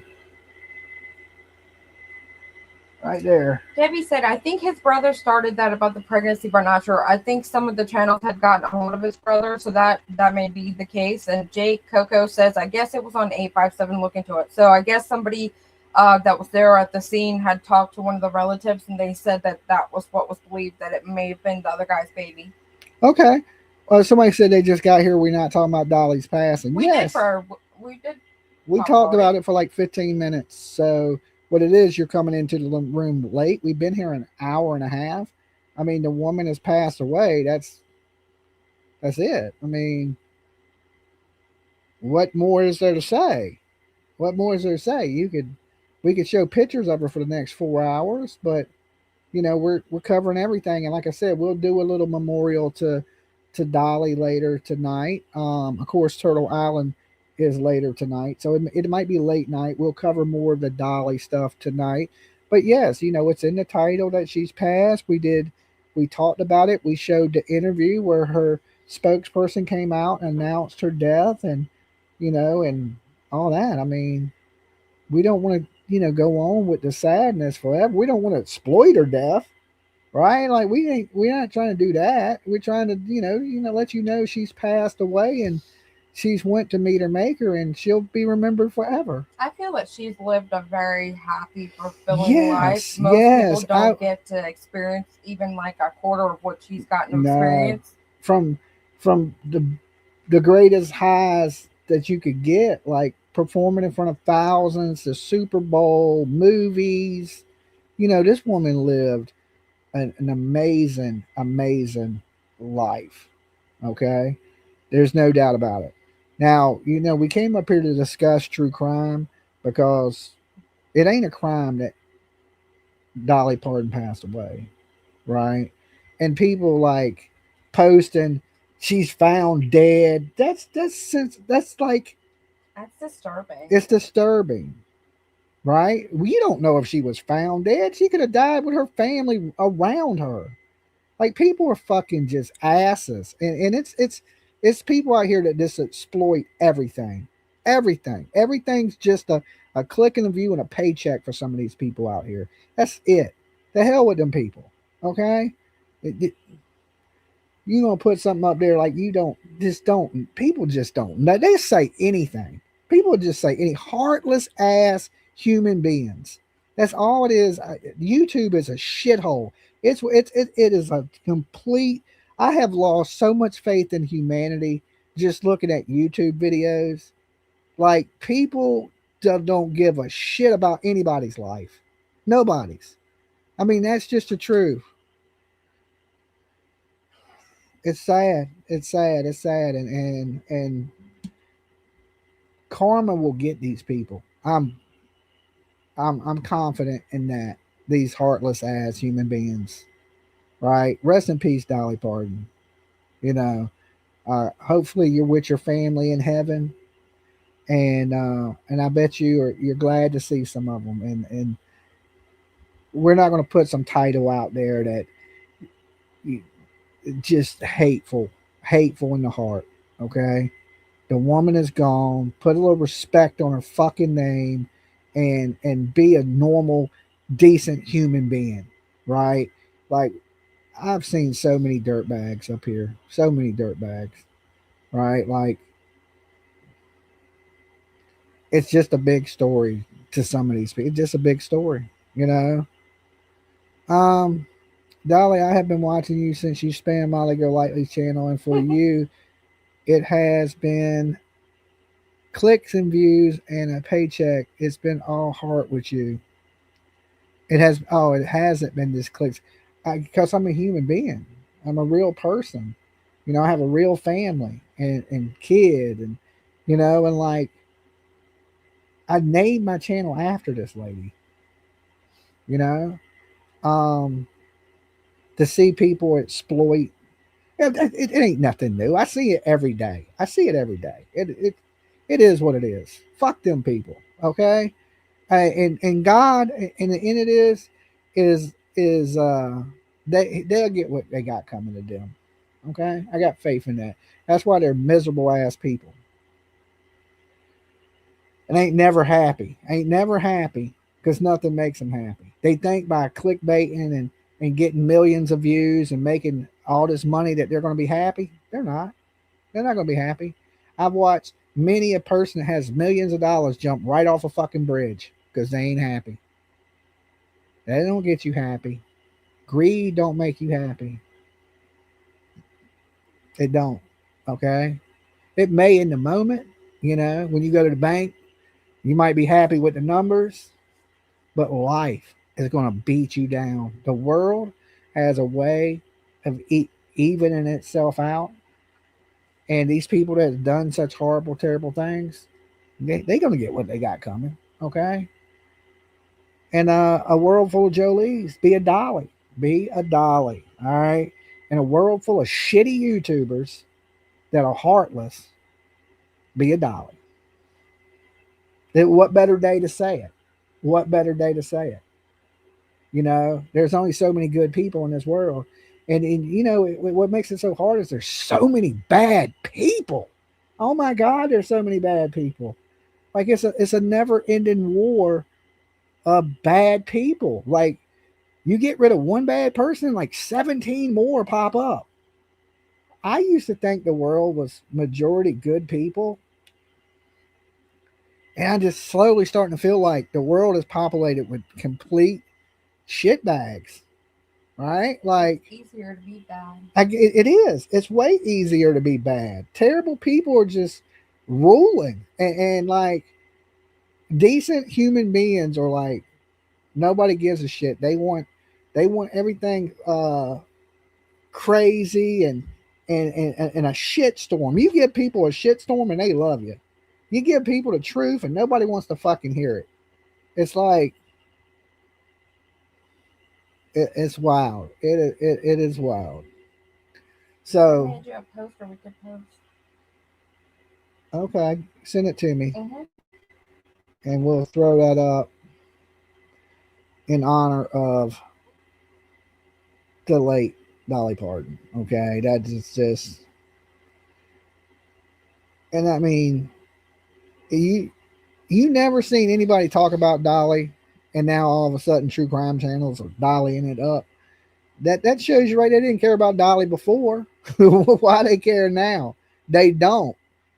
They don't care. It's one of those, let me get 1 million views off of something thing. I mean, it would be a little bit different if she wasn't 80 years old with a bunch of health issues and Yeah. like if she was 30 and just Well, if somebody had, she was, I don't even want to say that. I don't even Yeah, want to talk about. no. I don't even want to say nothing bad. Let this woman rest in peace. Put a little respect on her name, and let's honor her memory, not tarnish her memory. And that, I think that's the best thing, right? Right there. 1946 to 2026, in loving memory of one of the greats, Dolly Parton. Forever the queen of country. Right? And the white roses are pretty, and with the rhinestones on her dress. And she was such a pretty older woman, right? Like, she kept her looks her whole life. she said the higher your hair, the closer to God you are. Yeah, the higher your hair, the closer to God you are. She had more Aquanet and that stuff. Boy, she burned a hole right through the ozone. She was making her way to heaven. She had to get through the ozone first with the hairspray. But she'll be remembered and she'll be loved. And, that you're looking at the late, great, the greatest female country singer to ever do it, and probably to ever will do it. So it doesn't matter how Dolly Parton died. What matters is she was loved. Yeah. She's with her family, and her family's at peace with what's going on. The last thing we want to do is forever for one of her family members or one of her loved ones to click on a video and it's what's the word I'm looking for? Sensationalize. When you Sensationalize? Sensationalize her death.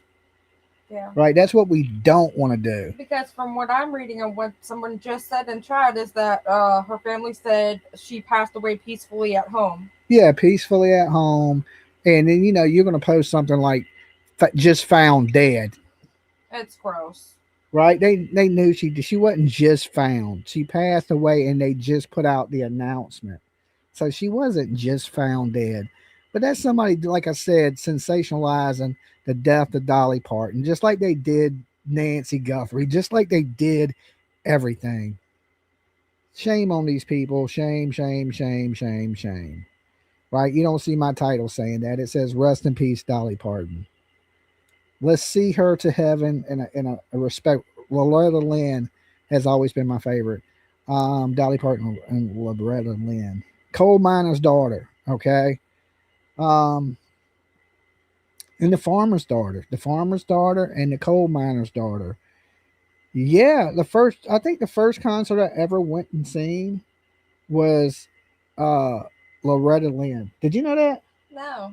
Yes, Loretta was the first concert.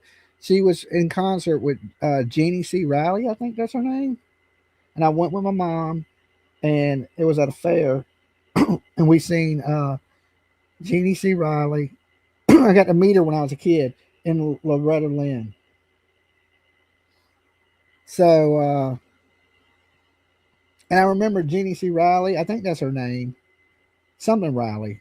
She gave me a kiss on the cheek when I was a kid. Oh. Yeah. My cat's name is Dolly Parton. The other one is Kenny Rogers, Grizzly there. I'm so sad. She was my very first. I'm going to binge watch her movies tonight.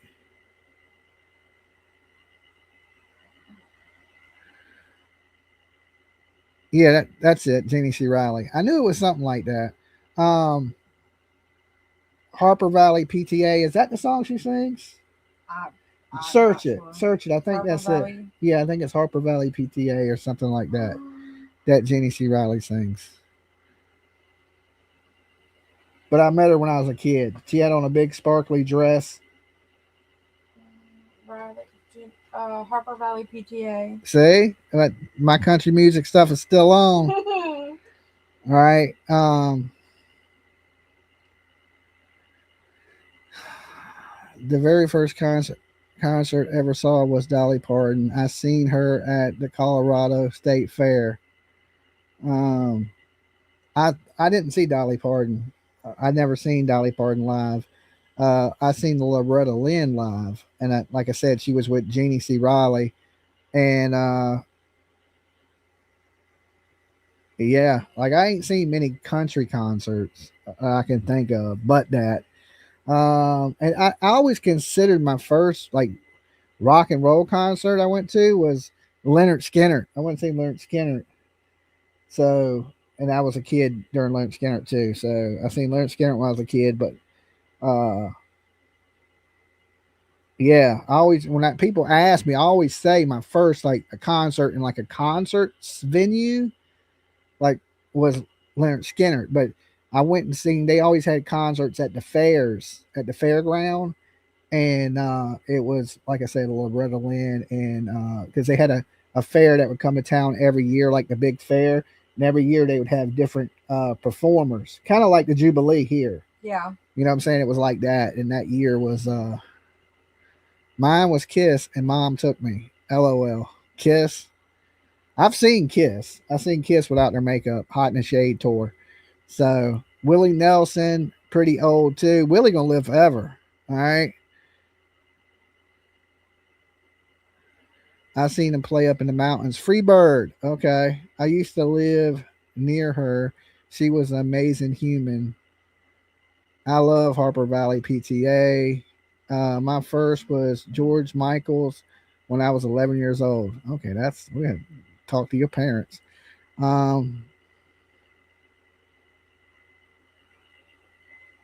I saw Reba at the fair. Has it been 2 years since her husband died? Some people die within 2 years of their partner. 3/3/2025. It'd be 3 years. No, it's What? a year. A year? And 4 or 5. A year and 5 months. A year and 5 months. The date is March 3rd, 25, when her husband died. How many people in here got to see Michael Jackson? I did. No, not me. I got to see Michael Jackson. Stevie Nicks. That'd be a good concert. I ain't never seen Stevie Nicks. When Reba dies, nobody's going to hear from me. I like Reba. I like her show. I like, she's got that sweet country southern vibe to her. Yours was Molly Hatchet. First concert without parents was Ted Nugent when I was 14 years old. Uncle Ted is what people call him now. My first Kiss show was Hot in the Shade tour, but I wish that's the first one I went to too. Metal Mom was Hot in the Shade. That was it was cool, man. Kiss had the coolest stage setup like ever.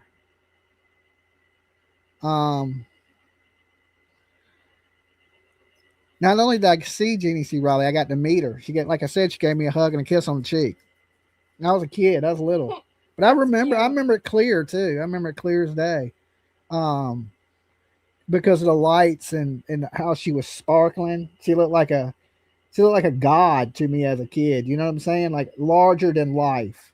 One of those experiences. Like when you see someone as a kid and they're like, she's wearing like the diamond dress with all the little rhinestones on it. So when the light hits it, she's like sparkly and as a kid, I had never seen nothing like that. So I was kind of like amazed by her. Your mom took you to see Shania Twain years ago. Pretty good. Your first concert was Elvis Presley. That would be cool, man, to see Elvis when he was alive. Dolly Parton put out she was having troubles with her health. Yeah, there was rumors a while back that she had been in and out the hospital. Well, she canceled something recently. Yeah, and she started canceling things because of her health. She didn't speak at the grand opening of Dollywood because of her health. Mm-hmm. And she does a little thing every year and shows up, and she had canceled that. And then that was when it started flying around that she was ill and things wasn't going good. And then she showed up for the Super Bowl. Yeah. So it was like, okay, thank God Dolly's okay because she's, in the flesh and she's performing. But you can tell even at that performance, she had some issues. Yeah. Kidney issues, I believe. You're talking about the one where she had to hold on to the side. I took the youngin to see Bieber last night of her. What does that say? Justin Bieber? Of her life. She was struggling with kidney stones. Well, kidney stones I don't think are life-threatening. I was supposed to be at Dollywood this week. Oh, man. I've never been. I bet you was so cute as a little kid. There's pictures of me as a little kid. I don't know what happened. Okay. I turned into a gremlin at some point.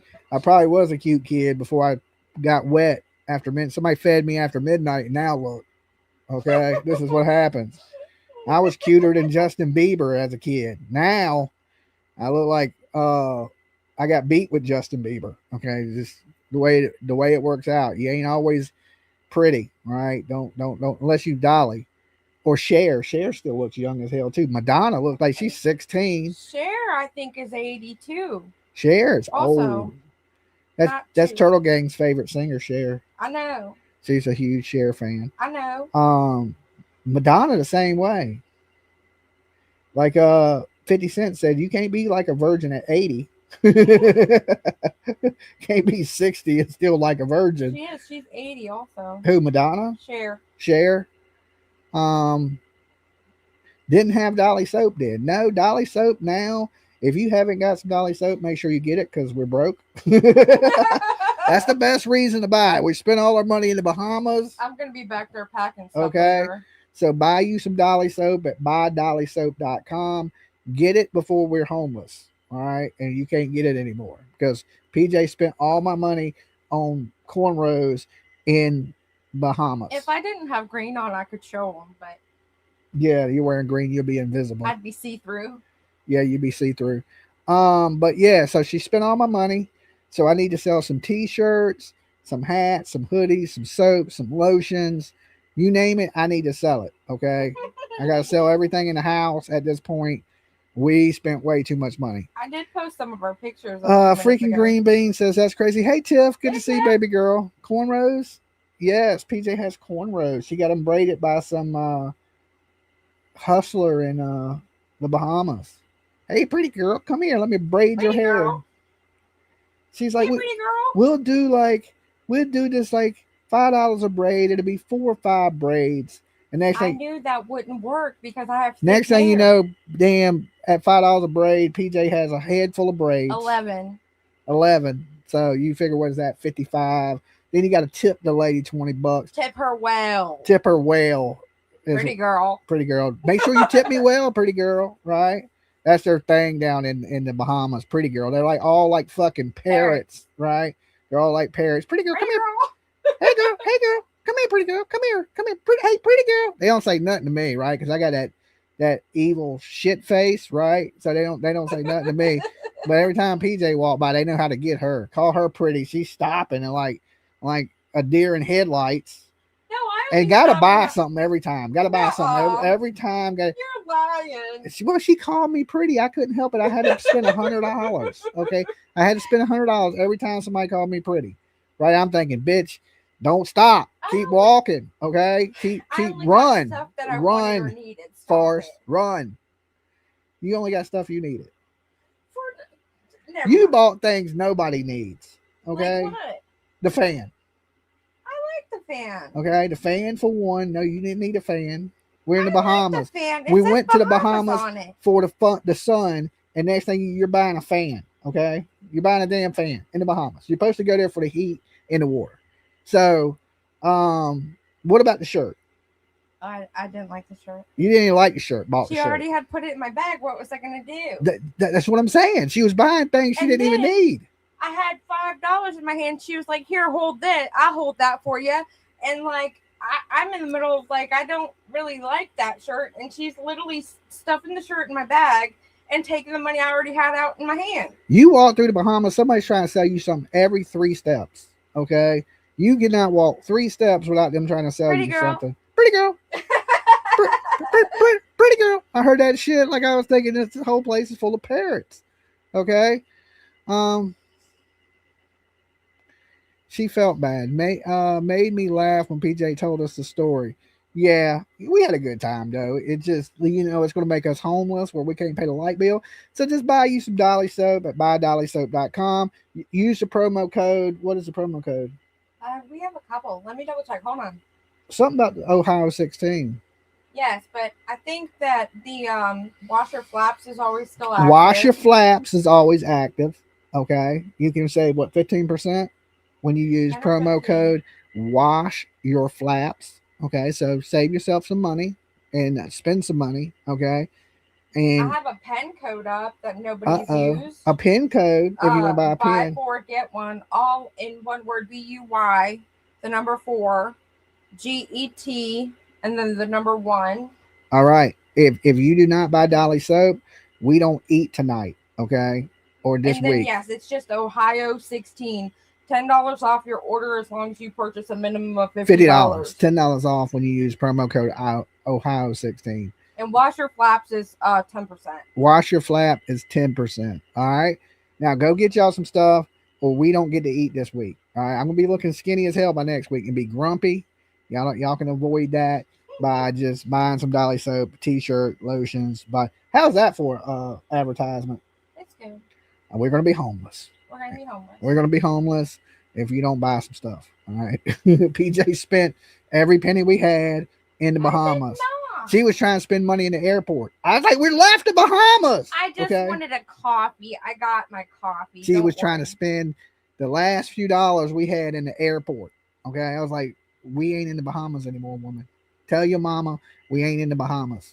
All right. We ain't there. We left. One good thing is there's no taxes in the Bahamas. Didn't feel like it. Didn't feel like it. No. It don't matter that there's no taxes if everything's 3 times more expensive. Yeah, it's 3 times more expensive. But yeah, we had a good time, man. We got to see a lot and enjoy the sunshine. And like I said, we went out on the boat for a couple days and was like swam in the reefs and went and held baby pigs and swam with sea turtles. This sea turtle swam right up to me. Like I don't know if he wanted an autograph, like he heard I was a Turtle King and he was like, "Listen, Turtle King, we're gonna hang out." But he was at the bottom, which was about, what do you think, about 15 feet deep? Something like that. I mean, I'm 12, not good at distance. I would say 12, 15 feet deep water. And the turtle was down at the bottom and he was eating grass, because that's what them damn turtles do. They like to eat grass at the bottom. And I noticed he was coming up, but he was coming up right at me. And I was thinking, said buy some soap so I can get a triple dipper. buy some soap so she can get a triple dipper from what is that, Chili's? Yeah. You get no triple dippers, kid. It's our favorite. PJ spent all your money in the Bahamas. not. Okay, Tiffany, you get nothing. PJ Don't spent make it me all. order her food with your card. But anyway, so we're in the grass, the high grass, and this sea turtle swims right up in my face, like boop, pops his head up out the water with me, and we're sitting there like looking at each other.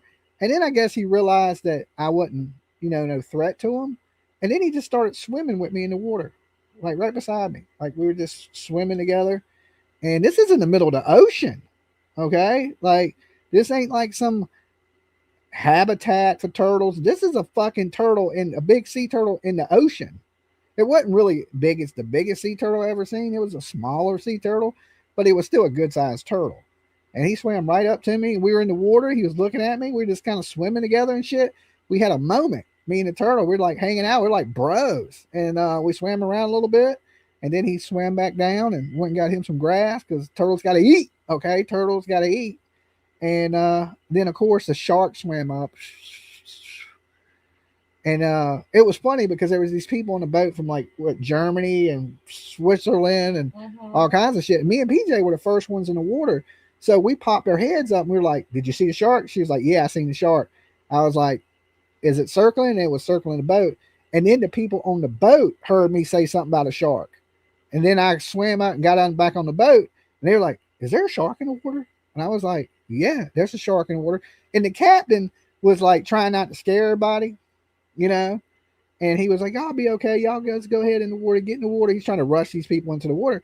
But there is a shark in the water, right? But I guess if you're going to be out there and you've never seen a shark in the water with you, it probably is a good experience. The shark didn't attack anybody, right? He just swam around the boat. There was little kids in the water and everything by the end of it. And he kept just circling, just looking like, is this an all-you-can-eat buffet or what? But he was a small shark. There's no way it could really eat anybody.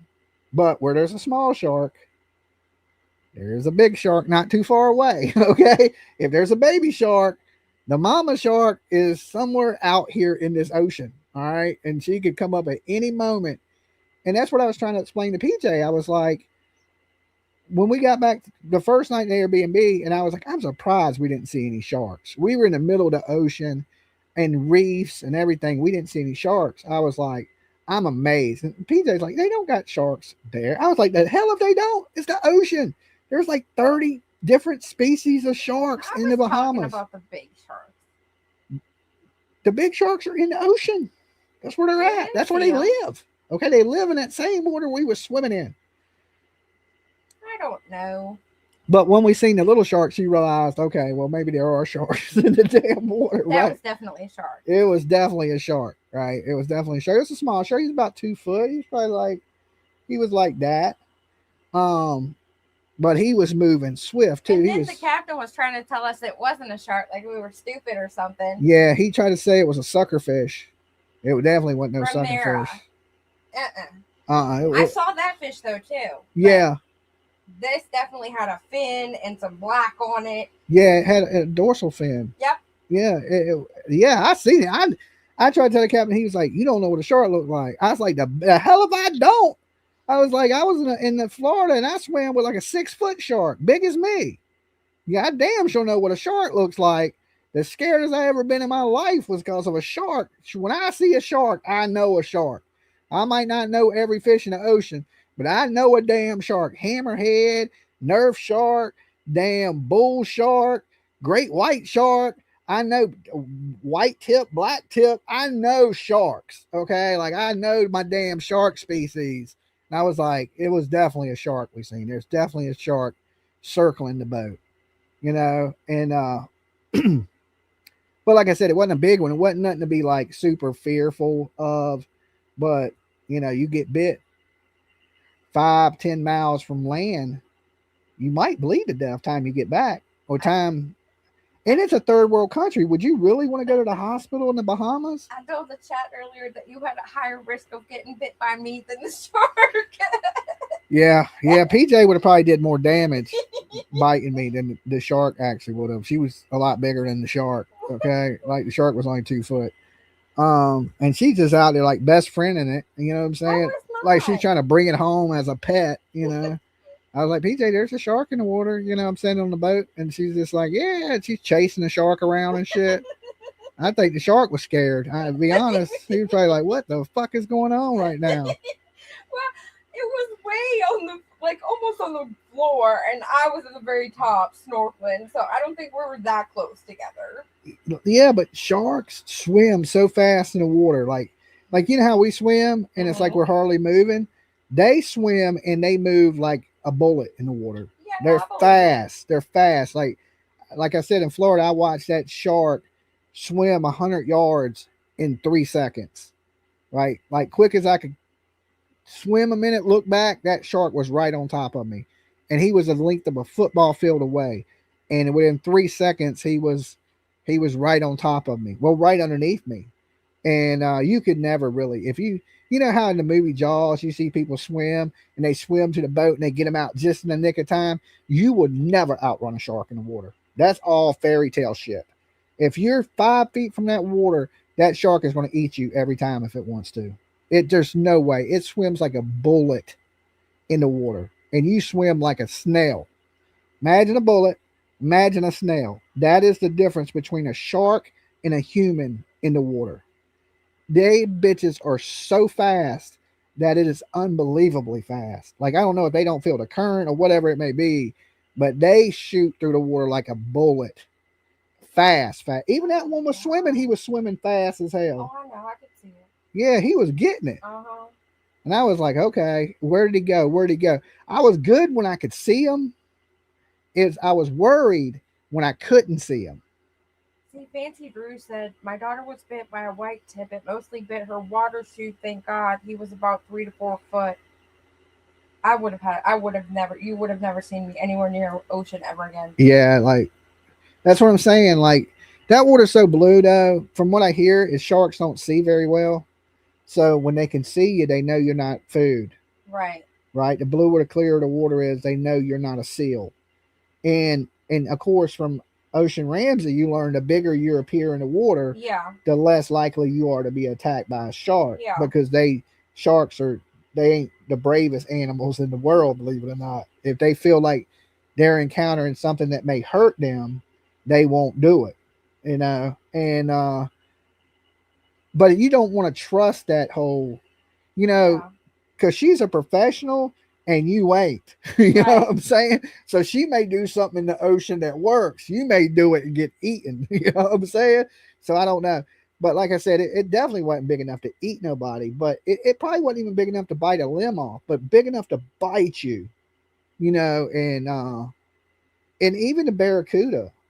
That was crazy. I even tried to tell PJ, I was like, that is a barracuda. All right. We were swimming on the reefs, and there was this one barracuda. In Florida, there was hundreds of them.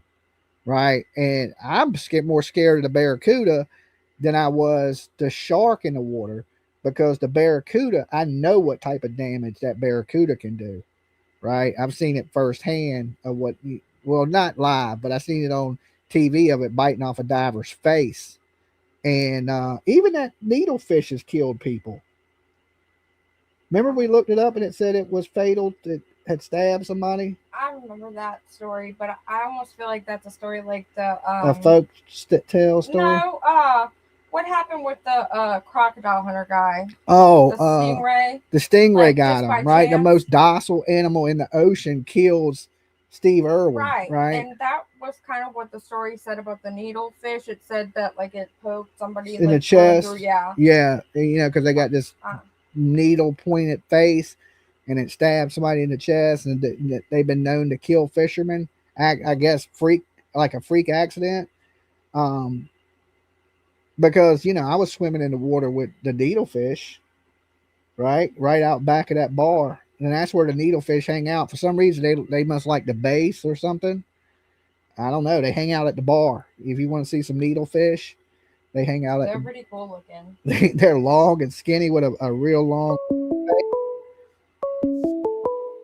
Dolly Parton was stop it. The other Dolly that's alive. Hey, Dolly, how you doing? Doing all right. Who's this? Where you calling from? Calling from California. All right. Who are you? Mark the Shark. Mark the Shark. What's going on, Mark the Shark? Nothing, man. Just calling in to say hi to you and PJ. Man, I'm loving the shark stories.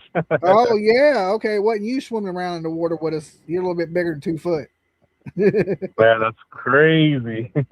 Yeah, we had a good time, little vacation, a lot different than damn Arizona, let me tell you. Yeah, way different, right? So how's everything going in your hunt for Nancy Guthrie? What you got going on? Not much right now, taking a little breather, just being busy with adulting and things like that. But I'll be heading out there soon and going to LA as well. But how about you guys? You guys just got back from vacation, you were saying? Yeah, we just got back from Bahamas last night. We got in late last night. Our plane needed tires or something, so they delayed the flight, so we didn't get in till late. They came over the intercom and was like, right now your plane does not have tires on it. I was like, what? That's what they said too. They was like, there's no tires on the plane. We're waiting for them to put tires on the plane. And then when we landed, the damn thing didn't have brakes. It was like, you know how you stop your car and it's like, yeah, it was like that. Like you could hear the fucking brakes on the plane. Like, whoa. So I don't know if it was they were trying to repair the brakes on the plane and they had the tires off, where something was definitely going on with the plane. But we made it back, and that's the good thing. So, what's your thoughts on the whole Nancy Guthrie stuff? Are they ever going to catch this person, Mark the Shark? Yeah, but before I get to that, so with the Bahamas? Yeah, we were in the Bahamas. The chat just said that. Oh, wow. About them because we were talking about sharks. Oh. Yeah, it just caught my ear. You kept talking about sharks. I was like, wait, what? Why did you? That sounds cool. Why did you name yourself Mark the Shark? Everybody always asks me why I named myself Dolly. Why did you name yourself Mark the Shark? It's a poker term, a shark. Oh, okay. You're either a fish or a shark. Do you play a lot of poker? I used to, yeah. I used to like the game, but I don't play anymore. Oh, okay. All right. What about you? Well, I told everybody I named the channel Dolly because my mother was a big, huge Dolly Parton fan, which tragic news, Dolly Parton died today. And I just named she died today? Yes. Dang. Yes. Well, they made the announcement today. She died at home with her family. People are posting she was just found dead, but that ain't true. She died surrounded by her loved ones and her family, and they just announced it today. So rest in peace. Yeah, she's iconic. Yeah, and like I said, my mom was a huge fan, and I named the channel something to honor my mom. So I named it after her favorite singer because my mom died like I think 14, 15 years ago, and I just always figured, hey, let me name it something that reminds me of my mom. Oh, that's beautiful. Yeah, so everybody calls me Dolly, but my name is Jimmy, and I never. It just over time people just start calling me Dolly, so now I just run with it. Like Dolly, you know what I'm saying? But that ain't my name. It's just something that was kind of created out of YouTube. So everybody sees the name DOLLY Vision, they think your name is Dolly, and everybody calls me Dolly now. And I just, at first I would be like, my name's Jimmy, but then soon I just accepted the fact that everybody was going to call me Dolly, And now I'm protective of my name because we got that other dude that goes by Dolly, like the Dalai Lama, and I can't stand it. I'm like, man, there's only one Dolly. There's in true crime. That's me. There ain't room for two of us. Yeah, what if there was another Mark the Shark in true crime or searching for people? You'd be like, what the fuck is going on here? You know? Right, yeah. Yeah, there's only one. Yeah, there's only one. So I met you out there in Tucson. For a little bit. Yeah, I said hi to you. You said hi. Yeah. Yeah, you're pretty cool, man. You're real nice. Yeah, I tell people you're nice down there. What do you think? Are they ever going to catch this person, Mark the Shark? Yeah, of course. You think so? Oh, fuck yeah. Or front, yeah. Sorry. You're fine. YouTube is okay. They don't care about that word these days, I don't think. As long as you don't say nothing bad about people that wear men that wear dresses, you good. But yeah, definitely, man. I definitely think they're gonna catch this guy, man. They have camera, video camera, and I was really hoping for what was it, the hair, to be a bombshell, but that kind of that fizzled out. Felt flat. Yeah, that fizzled out, felt flat. But yeah, I mean, I was covering. I'm still covering the David case in L.A. David and Celestia's case. Yeah, with the girl in the trunk. Yeah, she was dismembered, 14-year-old dismembered, and put in the front trunk of his Tesla. That took 7 months, and there was nothing going on. Yeah, but they knew he did it. They knew he did it, and why they let him run around free on tour like that for 7 months is beyond me. Yeah, risky. Yeah, with all the evidence they had on him. Yeah, you're right. Yeah. I agree. Like, you got some explaining to do. This is your girlfriend. She's in the trunk of your car. You're out on tour singing and saying things about her, and she's dead, and she's dead. Like, I couldn't even imagine. And been messing with that girl since she was underage. So basically, I mean, they were close in age, but still not appropriate. Still not appropriate, and definitely to be doing drugs and drinking with that kid and then murder her. It's horrible. I just feel bad for her family. I think I would sue him too in a wrongful death lawsuit and take every bit of fucking money he got, so he don't never have nothing. The civil lawyer was there in the court. Yeah, he's been there ever since it started. So he's been there with the family. I got to sit with the family as well, like in front. They were right in front of me. It was pretty hard, man, to see that. Parents of a murdered child, and then for them to cry and then walk out. It's pretty bad. Yeah, I've sat through a lot of cases in court. Like I sat through the case of Harmony Montgomery in New Hampshire, of course, Quentin Simon in Georgia. So I cover a lot of court cases too, and go to the court scenes and sit through it. And I've seen man in this last 6 years, Mark Shark, I've seen some horrific shit. I ain't gonna lie. Like, you gotta have some really tough skin in true crime. Like, even as a man, there's been things that have broke me down into tears in the courtroom. I mean, straight tears, like trying to fight them back and just can't. I've seen kids that are in conditions like, oh my God, like some of the murder pictures that, they don't even show on court TV. You can only see them in the courtroom. And shit so horrific that it will actually literally scar you for life. Like, you will never. There's stuff that I remember from Harmony Montgomery and Megan Boswell trial that it will stick with me for the rest of my life. Like, I'll never, like, I see it in my dreams sometimes. It's so bad. Yeah, it's a lot different, right? Than it is. It's in TV, and then when you're in person. Yeah, it's so different. Yeah, you're right. I tell people that stuff all the time. I was like, listen, so many people watch this true crime stuff like it's a show, like it's like, Netflix or something. But when you're there, like even in front of Nancy's house, it's a different feeling because that's a real woman. That's somebody's really their mother. That's somebody's really their grandmother. There's a grieving family. I know a lot of people suspect a family, but there's all that aspects that are real. The emotions out there are real. The neighbors' emotions are real. And then you got people that watch it on TV and they just treat it like it's a TV show and they come up with all this fucking crazy stuff. But they don't realize if you were there, there's different emotions. There's a different feeling.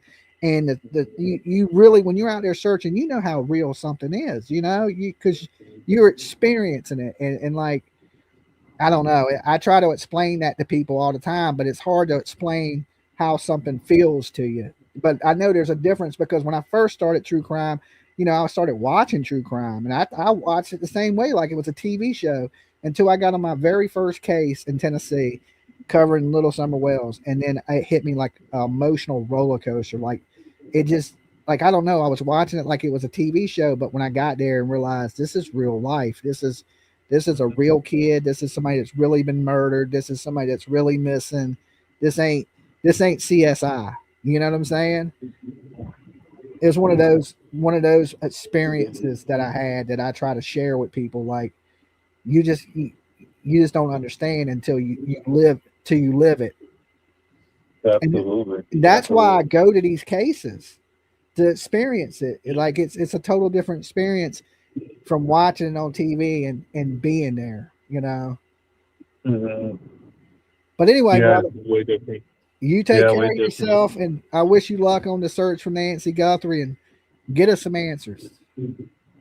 Yeah, likewise, man. And yeah, I was enjoying your your shark story. Yeah. All right, Mark the Shark. You be good. All right, take care. Bye All bye. right, peace.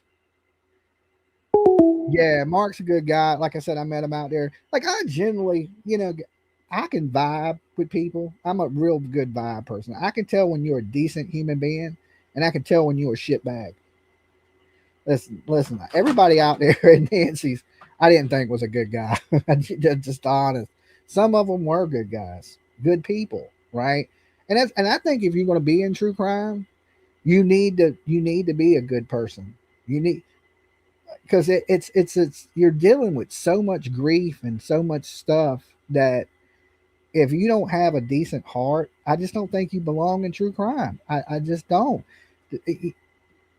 I'm here because I felt horrible about something, because something broke my heart. My heart has got me to true crime, right? With Summer Wells and everything I did in the years of searching for that little girl, and still working my ass off to try to find answers for that very first case I started, what, 5.5 years ago. And we're still to this day talking about it, and Nancy Guthrie, of course, I want Nancy found. But there's nobody on this planet more than I want than Summer Wells. And listen, I know Summer Wells is not going to be found. I just want answers. I need closure in this. Okay? I need closure. I know there's a lot of people out there that have watched this, and you need closure for your own reasons. Everybody does, right? And I know little Summer Wells is gone. I know Miss Nancy Guthrie's gone. I know all these other people in these cases that I covered are gone. But I want some type of closure. Usually when I see people go to prison, it's that little bit of closure I need. It's never really answers to why somebody did something, right? Like, I don't know why, like, Adam Montgomery beat Harmony to death. I don't know why Megan Boswell stuffed that baby in the trash. I don't know why damn Leilani Simon chose to kill just one of her kids and throw them in a. I'll never know that. And I can accept the fact that I'll never know those reasons. I mean, I have my theories, but what I can sleep good at night is I know they're in prison, right? I know that justice has been served to at least what the courts consider justice. It'll never be what I consider justice, because let me tell you this, I line these bitches up and I'd pull a switch on them and sleep good at night, right? Sleep. They're talking about how you could smell the case on Harmony's case. It's something I'll never forget that. I will never ever forget that when they brought off the ceiling tiles of where her body was sitting. I'll never forget. Yeah. It's something you never forget. It's like, like Martin Shark sitting through the David case, the entertainer David, D4, whatever the fuck his name is. Pull the switch on him, take his money, take his assets, give it to the family of that girl. That's what they deserve. They deserve justice, right? There's no need. They let this man tour. He had a high-power lawyer. He was living in the Hollywood Hills. And Mark will see things and experience things that none of us will. The emotions in them courtrooms are real. When I sat behind Crystal Montgomery and I'm just watching this mama cry, and everybody will say Crystal's a horrible mama. Okay? Maybe she is. Maybe she ain't. but the emotions she was feeling in front of me that day were real, right? And then you sit in courtrooms where you see people defending, families defending horrific monsters like Leilani Simon and stuff like that. And you'll see families that don't support what their loved one did, like in Megan Boswell. But the experience, it's man, I thought I was a tough dude. I honestly did. I was crying like a baby during the Harmony Montgomery stuff broke me down. I mean, I tried with everything I could, and tears were just pouring out. The dude, the bailiff, walked around handing everybody in the courtroom a handkerchief, right? That's how many people were crying in the courtroom. I mean, it was just like it was like a funeral. Okay, like it. The dude, the prosecutor, there was a stain. The last of harm. I watched break down in the tears. Cops, firefighters, just everybody. It's still sad to this day to think about it. Dolly. What's up, Jimmy? What up? This is Philip from Tennessee. What's up, Philip? How's it going today, brother? Oh, okay. Just got out of the pool just a little bit ago. Oh, so you live in the Ain't good what you life. wrong. Nah, try to. I As hear much that. as possible. Did you want to tap in on something we were discussing today? I just wanted to know what airline did you use, or can you say? Oh, they ain't paying me. I don't. Yeah, I can say we used American. We flew out on American, and flew back on American. Yeah. Reminds me of one time we went to Cancun, Mexico, and as the plane was circling around, I was looking, and there was like foot tall grass between the expansion joints of the runway. Oh, I didn't Lord. think that was. Yeah, I didn't think that was too safe. And where was you going? So I remember At not to go there. Cancun. Cancun. Cancun. We Yeah, were just talking about Cancun. This was about 20. This was like 25 years ago. Wow. Yeah. Look down and the runway's all cracking, and like I don't know. I didn't see the airport in Nassau, but let me tell you this: Nassau, Bahamas, is the fucking. I'd rather be driving through Compton at 2 o'clock in the morning. It is. I'll watch you, yeah. It's third world country hood. I mean, fucking the shacks that are in this place are like some shit you may have seen it on TV, but you need to like because a lot of the tourists that go there, they don't drive around. They go to the tourist locations. But we were in a car and I was driving on the left side of the road. I'm pretty good at driving on the left now. But we got lost and we ended up in like the worst hood in the Bahamas. Even the people told us don't go there. Not hard to do. And we went down this alley and it was fucking bad. Like I had never seen nothing like this. I ain't never seen shit like this on a rap video. Okay. This was like O Block times 100. This shit was bad. Like the You ever seen that you ever seen that movie Lord of War? Lord of War. Kind of with Nicolas Cage where he's an arms smuggler. Older movie. I don't think he was in Africa, and he's there's those shacks and stuff like that. Yeah. There's some really poor areas, but like the crime rate has climbed a lot in the Bahamas. So we were watching some stuff on the crime rate and the murder rates and the robberies. You're good if you're in the tourist areas. They protect those areas because they don't want They don't want nothing bad to happen because that's where they make all their money. It's through tourists and boats and them ships that come through. Most people don't usually fly into the Bahamas. They usually go there on cruise ships. So we really got to see the Bahamas, like at nighttime, the grocery stores, actual how it is to live there because we were staying in a house. And it's listen, I'm gonna be honest. Everybody I met was pretty friendly, nice. Right. But we didn't stop in the bad places to see how they were. We kept going. Right. And we were riding through this road. We rode down this road that was so bad. I told PJ, I said, if somebody jumps in the fucking street, I'm running them over. They getting hit. Yeah. I ain't stopping for nothing. I ain't stopping this car. This was bad. Like straight out. It looked like fucking. You ever seen Black Hawk Down? Yeah. Where Yeah. they're escaping from fucking Somalia. It looked like Yeah. that. Okay, it looked like we had landed in a Black Hawk and we needed to get to the fucking base. That's how bad it looked. I was like, Yeah. this shit is just, you know. And I kept saying that Bahamas was a third world country. PJ's like, it's not a third world country. And then we get Oh on yeah, this, it is. it's a third It's a world fourth country. world. No, it's good. It's a It's never fourth been a world. third world. It's bad. It's fucking. Don't let the blue water fool you. Okay, don't let Yeah. the blue water fool you. The white sand. You go 20 miles from there, you will die. Okay, Yeah.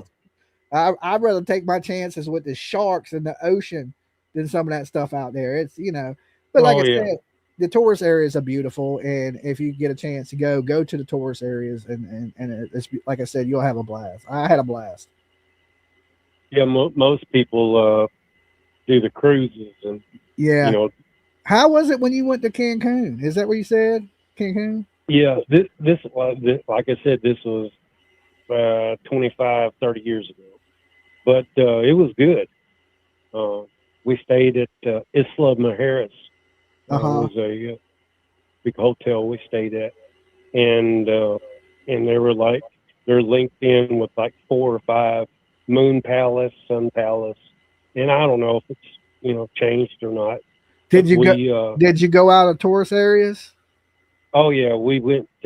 Well, I guess it would still be considered tourist areas. We went to a club called Senior Frogs. Yeah, we went It to Senor was Frogs pretty in the cool. Bahamas. It was pretty cool. I had a good time at Senor Frogs. We went there in the Did Bahamas. they have a slide? This one had a slide, and these people. I'll tell you something funny. These people were going up this slide, and they didn't tell them that it was dumping them out in the lagoon, and they were coming back in all nasty, stinking. Yeah, because Senor Frog sits over the harbor in the Bahamas, and everybody parties there that gets off the ships. So Yeah. our excursion, we were meeting at Senor Frog. So we went to I went to Senor Frogs almost every day that I was in the Bahamas. So Yeah. it was a cool little place. I had a good time. I can't complain. We went to an island, Isla Mujeres, Island of the Woman, I think. That movie, Against All Odds. There was Yeah, some is that where scenes it was shot? Yeah, that's where some of it was shot at. I went to And that was Gilligan's pretty Island neat. from the TV Yeah. show. We went to Gilligan's Island, Yeah. which was pretty cool. There was like a flea market thing you went through, and this old man had this sign that said Walmart prices. And when we were leaving, he flipped it over, and the back of it said Kmart prices. Kmart prices. Yeah, we went to the straw Yeah. market, and everybody in there is like trying to sell you something. Like you can't even breathe without somebody in your face Yeah. trying to sell you something. Yeah, I don't like that. And they call it the don't straw market. It's all ran by women, and these women are aggressive. I mean, super aggressive women, and they're like, you know, one lady walked up to me. She said, "I need to make money. This is my job. Buy something." I was like, God, Well, like pretty forceful. Like you buy something now. All right, buy something from me. Not being nice or nothing. Just you buy something from me. All right. And then if you buy something from somebody, then they all run up. then to you everybody trying- else wants. Yeah, because they know you got money and you're buying shit. So that's what they were doing to PJ. When she buys something from one lady, another lady would run up. She like, look what I got. I give you better price. And they would just, it was just constant, right?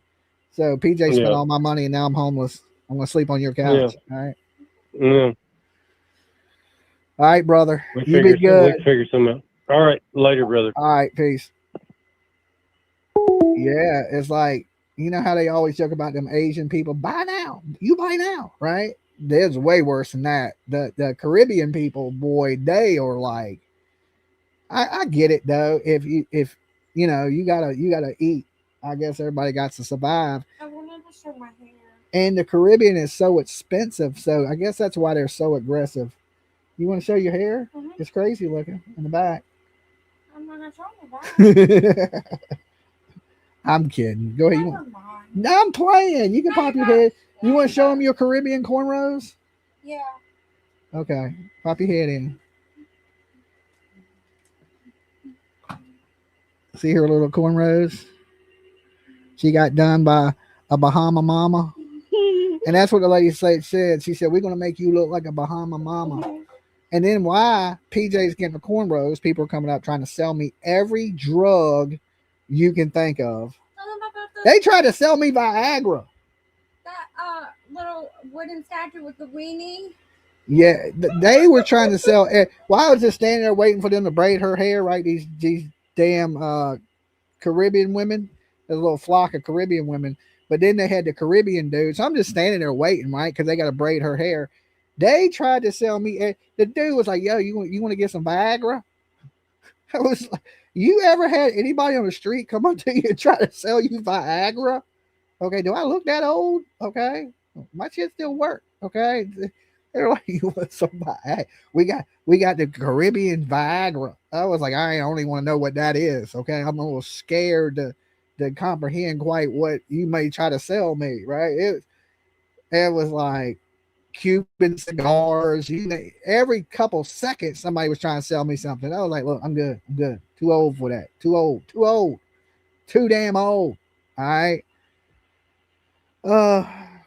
Cornrows look great. So even too. Well, she got them days ago. They're starting to like come out a little bit, but yeah, $5 a piece. And that girl could cornrow and like she do one cornrow in a minute. Okay, so every minute she was making $5. I'm just watching money fly out of my pocket. Ooh, $5, like that. Okay, you won't come down. LOL. Wait, are they saying Alex is associated with the kidnapping? What am I missing? Is Alex? Which Alex? Alex that is arrested for the shooting, or Alex that's Mr. P10 Alex? Which Alex are y'all talking about? I don't think Alex, Mr. P10, is associated with anything to do with Nancy Guthrie. I think he just had to pee and he needed a tent. I mean, if you were camping, that's great. Ain't nothing wrong with a P tent. I got a P tent for my camping setup, and my camper has one in it. So if I want to take a shower or something, I can set it up beside, take a shower. But that's usually for camp scenarios. That ain't usually when you're in a residential neighborhood set up. Dolly. Hey, this is OG Nanny from Tennessee. Hey, OG Nanny. I've got a crazy question. It's a little off topic. Okay, I got a crazy answer then. Okay, so while you were gone, I had to watch somebody. Uh-huh. So I watched. Is all this stuff that he says about he was a bounty hunter and he was this and that, is that true? Okay, Yeah. that's all I meant. I don't know what's true. Okay, that's all I'm gonna say. That's a secret. So he worked for the CIA too, and intelligence to protect the president. Okay, I don't know. I just go along with it. That's what I didn't really comment in the chat. I just listened, But But I thought, I'll tell you what is true. I think I let everybody. He was the closest to getting Candace to confess to what happened to Summer Wells. That's truthful. So all the other stuff don't matter to me. The only thing I would want is answers for Summer Wells. I don't care who gets those answers. You could be fucking have a tin cup in your hand and Spider Monkey. Get the answers. It's the getting closure. Like I said, I want that closure, and I don't care who does it or what they say to get it, or if they tell the craziest story that Steven Spielberg couldn't write. As long as you get the answers, it ain't me to judge you, like get them, but I wouldn't believe everything you hear, of course, on the internet. People will tell you crazy things. Like I think out of everybody, I'm the only one honest. I tell you I'm an idiot. Other people tell you they're independent journalists, that they're fucking media, that they're this and that. I'm honest. I'm a fucking YouTube idiot, but I keep it real and I try my best to get answers. What everybody else sells is, that's their little shop of horrors. You know what I'm saying? I got my own little thing going on. I've been with you since we used to love bomb, and we'd go to Molly Go Lightly's, and you'd spin the wheel. I've been here a while. Have But you? yeah, So you've been here to 6 years with me. Awesome. Yeah. So Did time fly by? Did it seem like it flew by for you? It took me like a year to figure out how to become a member. It's only been a member for like 5, but Well, I've been that's with fine. you. Even if you ain't a member. I mean, I'm just glad you've been here with me, rocking with me and watching. But I just wanted to ask you that. I live about 45 minutes from Ben Hill, and I want answers for Summer. Yeah. I mean, he may have been a bounty hunter at one time. I'm not really for sure, to be honest with you. And there may be some truth to the bounty hunter stuff. I think there's some truth to some of the stuff he says, but I wouldn't believe everything he said. You know what I'm saying? Because I think he sells some wolf tickets. You know, he sells a few wolf tickets here and there. But like I said, he's working to try to get answers for Summer, and that's real. That part of it. Okay, they're trying to get answers for Summer, and that's all I care about anyway. I don't care if he walks a tightrope and fucking works for the KGB. Let's get answers for Summer. You know what I'm saying? But thank you for calling in, and thank you for being here with me for so long. Yeah, I'm glad you all had a good time. I'm glad you're back, though. I'm glad I'm back too. I'm glad I'm back.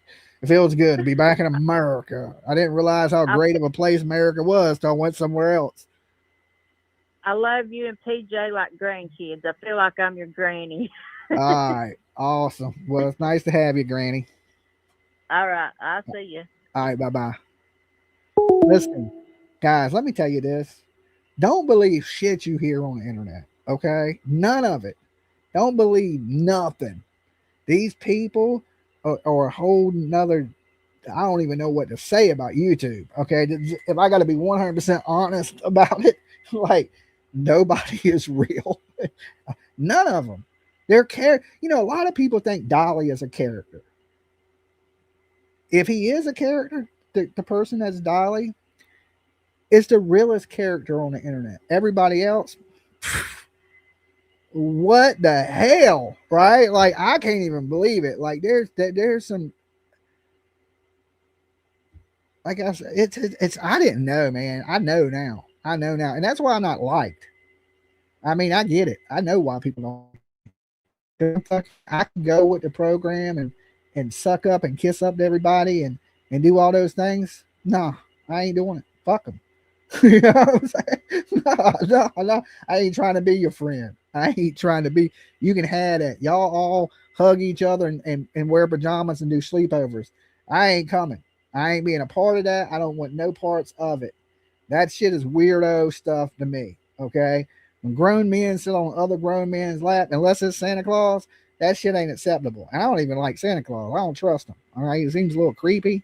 You know, the little kid sitting on his lap. I just, something weird about it. Ever since Bill Cosby and all these people started, you know, being exposed, I'm starting to look at Santa Claus in a different way. All right? But I ain't sitting on nobody's lap. I ain't kissing nobody's ass. I ain't being friends with anybody. Now, do I associate with people? I'll associate with you. Right? But we are not holding hands singing Kumbaya at any fucking point in time. Never think that's going to happen. Okay? I don't care who you are. I'm honest. I tell the truth. Right? The truth will set you free. When I go to sleep at night, I sleep good. Not lately, though. I got to get a new mask because they got me on this damn sleep machine. Let me tell you my problems. All right? Let me tell you my problems. Because I overshare. PJ tells me all the time. So they got me on this damn CPAP machine, right? And the damn thing is hurting this little part of my nose right here. See that little part of my nose? The little skin between the nostrils? Because it pushes up on it. Like this. It pushes up on my nose. And it just aggravates the shit out of me, right? I was asleep in the Bahamas. I woke up, snatched the mask off. Right? BJ's like, you know you need to keep that. I was like, I'd rather die. I would rather die. It just hurts my death. So I got to get a new mask. I'm going to call them tomorrow and try to get one that goes over my nose here. Because the one that goes like right here, it hurts my nose. This little piece of my nose right here. Like right there. And it's just aggravating and shit, right? And I have a hard time, feels like I have a hard time exhaling, right? Like, because, it's forcing air into you, right? So it's forcing this air into you. But the bad part is when you breathe out, you have to fight that forced air that comes out. So when you breathe out, you're breathing out heavier. Is it bad? No, it's just that Mark the Shark that was on didn't mention that he had all the clips on his Twitter channel of the stuff that's being said about the rumors of what's going on with this case we're covering. Oh. So, like, there's Tucson talking to alleged sister of this Alex character that got arrested. Uh-huh. And she says everything. Like, the Austin Drummond thing seems to be... I don't know if you could... I don't think there's anything really in it that's bad, but it's like a 19-second clip. I sent you a link to... Okay, give me 1 second. I didn't want to interrupt, but I didn't want to just stand here staring at you for 10 minutes while you tell your story. Life story? Yeah. Sorry. Okay, is this it? I believe so. Mark Sharp?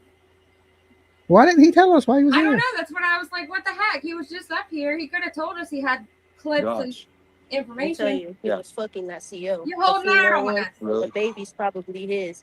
So before all this shit, Oh, that's gets what I done- heard. Yeah, that is. And she Whoa. was bringing in hella drugs to the prisons and all to the jails and shit. And her little dude, he was pushing hella fucking pills too. Really? So So this needs to be uncovered because it you obviously think he would just go in and hurt? Yeah, they finally got him out, apparently. no, The because whole reason everything he relapsed was because she was bringing the shit in to begin with. really. Yes, really. Have you told this to? No. Or you just getting it out now though? Yep. Because I heard that. I didn't want to put it out if it was gonna harm him. Yeah. So I waited till everything was done. Let's follow Mark. Can you reach out to me on social media if you feel comfortable, and even if you just the chat? Alright. Hey, how you doing? I'm his sister. Oh my gosh. I tell you, he was fucking that CO. The female. Okay, so that's the sister. He's talking with Tucson. And basically saying he was sleeping with her. That don't mean that's his baby. Could be the baby. And that they were pushed. So it's Austin Drummond. What did I say? Exactly that. I said it was an Austin Drummond Exactly what you case. said, right. Yeah, that they're pushing drugs into the prison or into the jail, that the gangs run the jail. Pretty much what I said. I mean, my instinct is always... Now listen, in Austin Drummond, I named how many people were going to get arrested. And what they look like. And what they look like. Okay, nobody did that. Not only was I right, but I said it's gang related. It's going to be these black dudes, right? Because I could tell that Austin Drummond carried himself like a black dude, right? You could tell he was a wannabe black guy. And I just knew the people he were associated with were black dudes. And I knew that he was, I was like, I called that shit. If nobody believes me, right? And even Brian Kohlberger, Dolly, this is the reason I'm the living legend. The greatest to ever do it, the greatest true crime person ever, okay, is me. If you don't believe anything I'm saying, go back and watch the videos. They're still there. I haven't edited them or changed anything in them. And you will see that I bat 1,000. Like 1,000. Like if there was a major league shit, okay? I ain't even just blowing my own horn. Okay, I am. But I'm that damn good. What am I supposed to do? When you this good, you arrogant. You're like, bitch, I'm the best. Okay? Ain't nobody like me. Dolly used black magic to call that stuff. He really uses black. I got one of those 8 balls. And I shake it up. And I'm like, all right, tell me what's going on in these true crime stories. But how do I know? Every time. How do I know? How do I just know? Because I'm the greatest. I'm just the fucking greatest. All right. I would hate me too. If I was a true crime person, I'd be like, man, fuck that dude. All right. Can't stand him. He's always right. He knows he's right. He knows he's the greatest. Like, we just hate him. Hate him. Struggle. Sometimes when you just good, people they're not gonna like you. They're just not gonna like you. When you're always right, you're like, no, I'm not always right. I'm not always right. Just 98% of the time, which is pretty high for true crime. Considering I'm an idiot. Just think about this. Say you're a detective, you're a former homicide investigator, or you run the cold case files, or you've been doing damn true crime for 30 years. And then some fucking idiot, okay, from Georgia, from the backwoods of Alabama is better than you. Can you imagine that?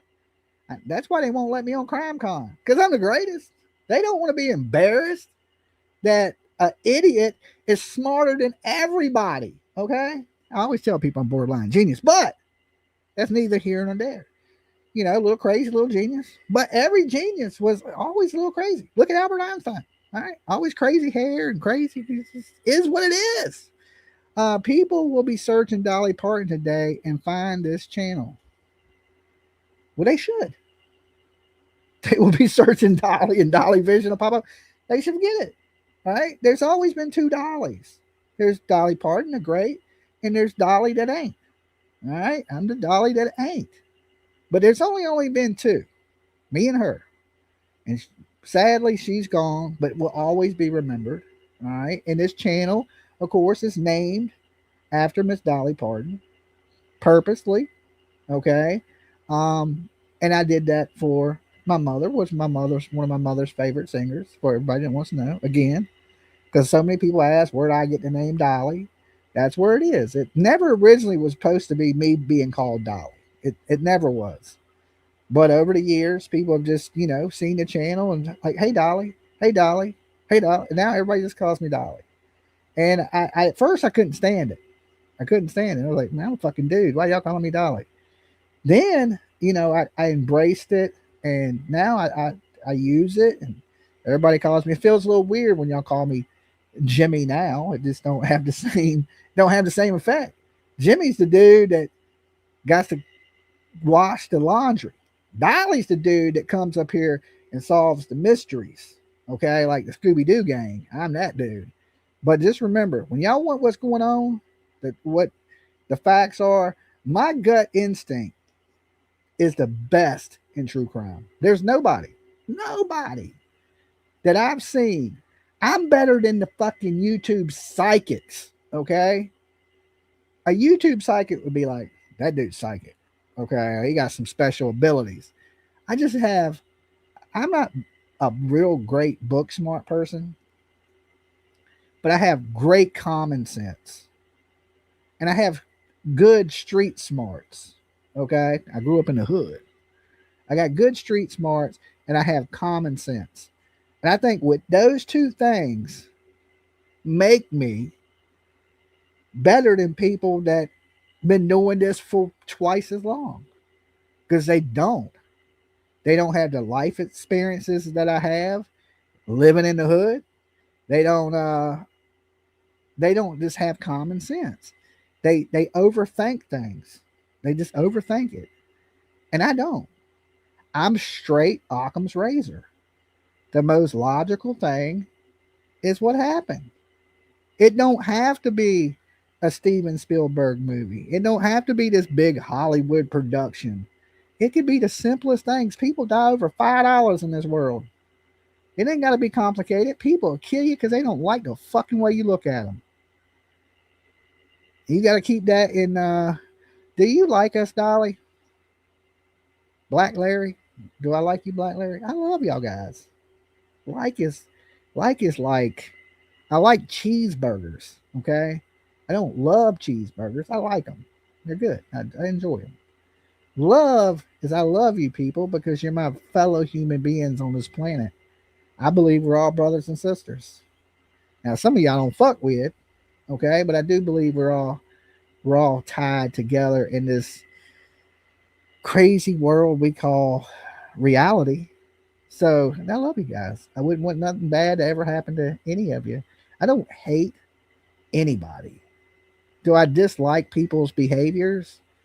Absolutely, right? I don't like when people act stupid or do bad things. But do I hate that person? No. Would I associate with them people? Probably not. That don't mean I hate them. You know, I don't want bad things to happen to anybody. When I go to sleep at night, I don't have hate in my heart. I don't like wish bad things on anybody, you know? Not at all. It's just things that, and I see people doing bad things all the time. Now, like I said, I choose, in this world, we get to choose who we associate with and who we don't associate with. If I don't think you're a good person, I'm just not going to associate with you. I'm not going to hate you, just not going to F with you. Simple as that. And I try to encourage people to, take a look at people. But people don't. They don't care. Not people on the internet, not most people. They just don't give a damn. If you entertain them, that's all that matters. We're in the entertainment business. They don't care about morals and values and the masses. Some people do. I think I have good people here that care about those things, but the masses, they don't give a shit. As long as they're entertained, they get force fed the bullshit that they want to eat.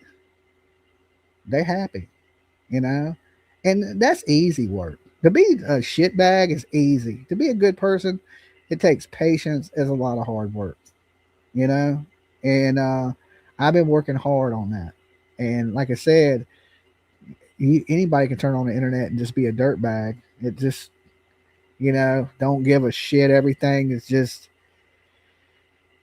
for show. It ain't like that for me. It's absolutely not like that for me. But I'm going to get ready to go because I got to be here later tonight, and I don't want to spend my whole day online. I want to touch grass like a real human being. Have a life outside of the internet is great, and it's a beautiful day here in Virginia. So I want to enjoy some of that day, and I need a weed eat around my pool. My grass has got kind of high around the pool, so I need to go cut it. All right. It ain't all rainbows and unicorns, god damn it. Sorry about that, Jesus. There's some work you got to put in too. All right. I still got chores to do. Y'all be good, stay safe, and just remember, if nobody else does, this dude here loves you guys, right? You need somebody in your corner. That person's Dolly. All right. Thank y'all for being here with me. Like I said, the most valuable thing you have in this world is your time. And you guys gave that to me today. So thank you so much from the bottom of my heart. And I'll see you guys later tonight.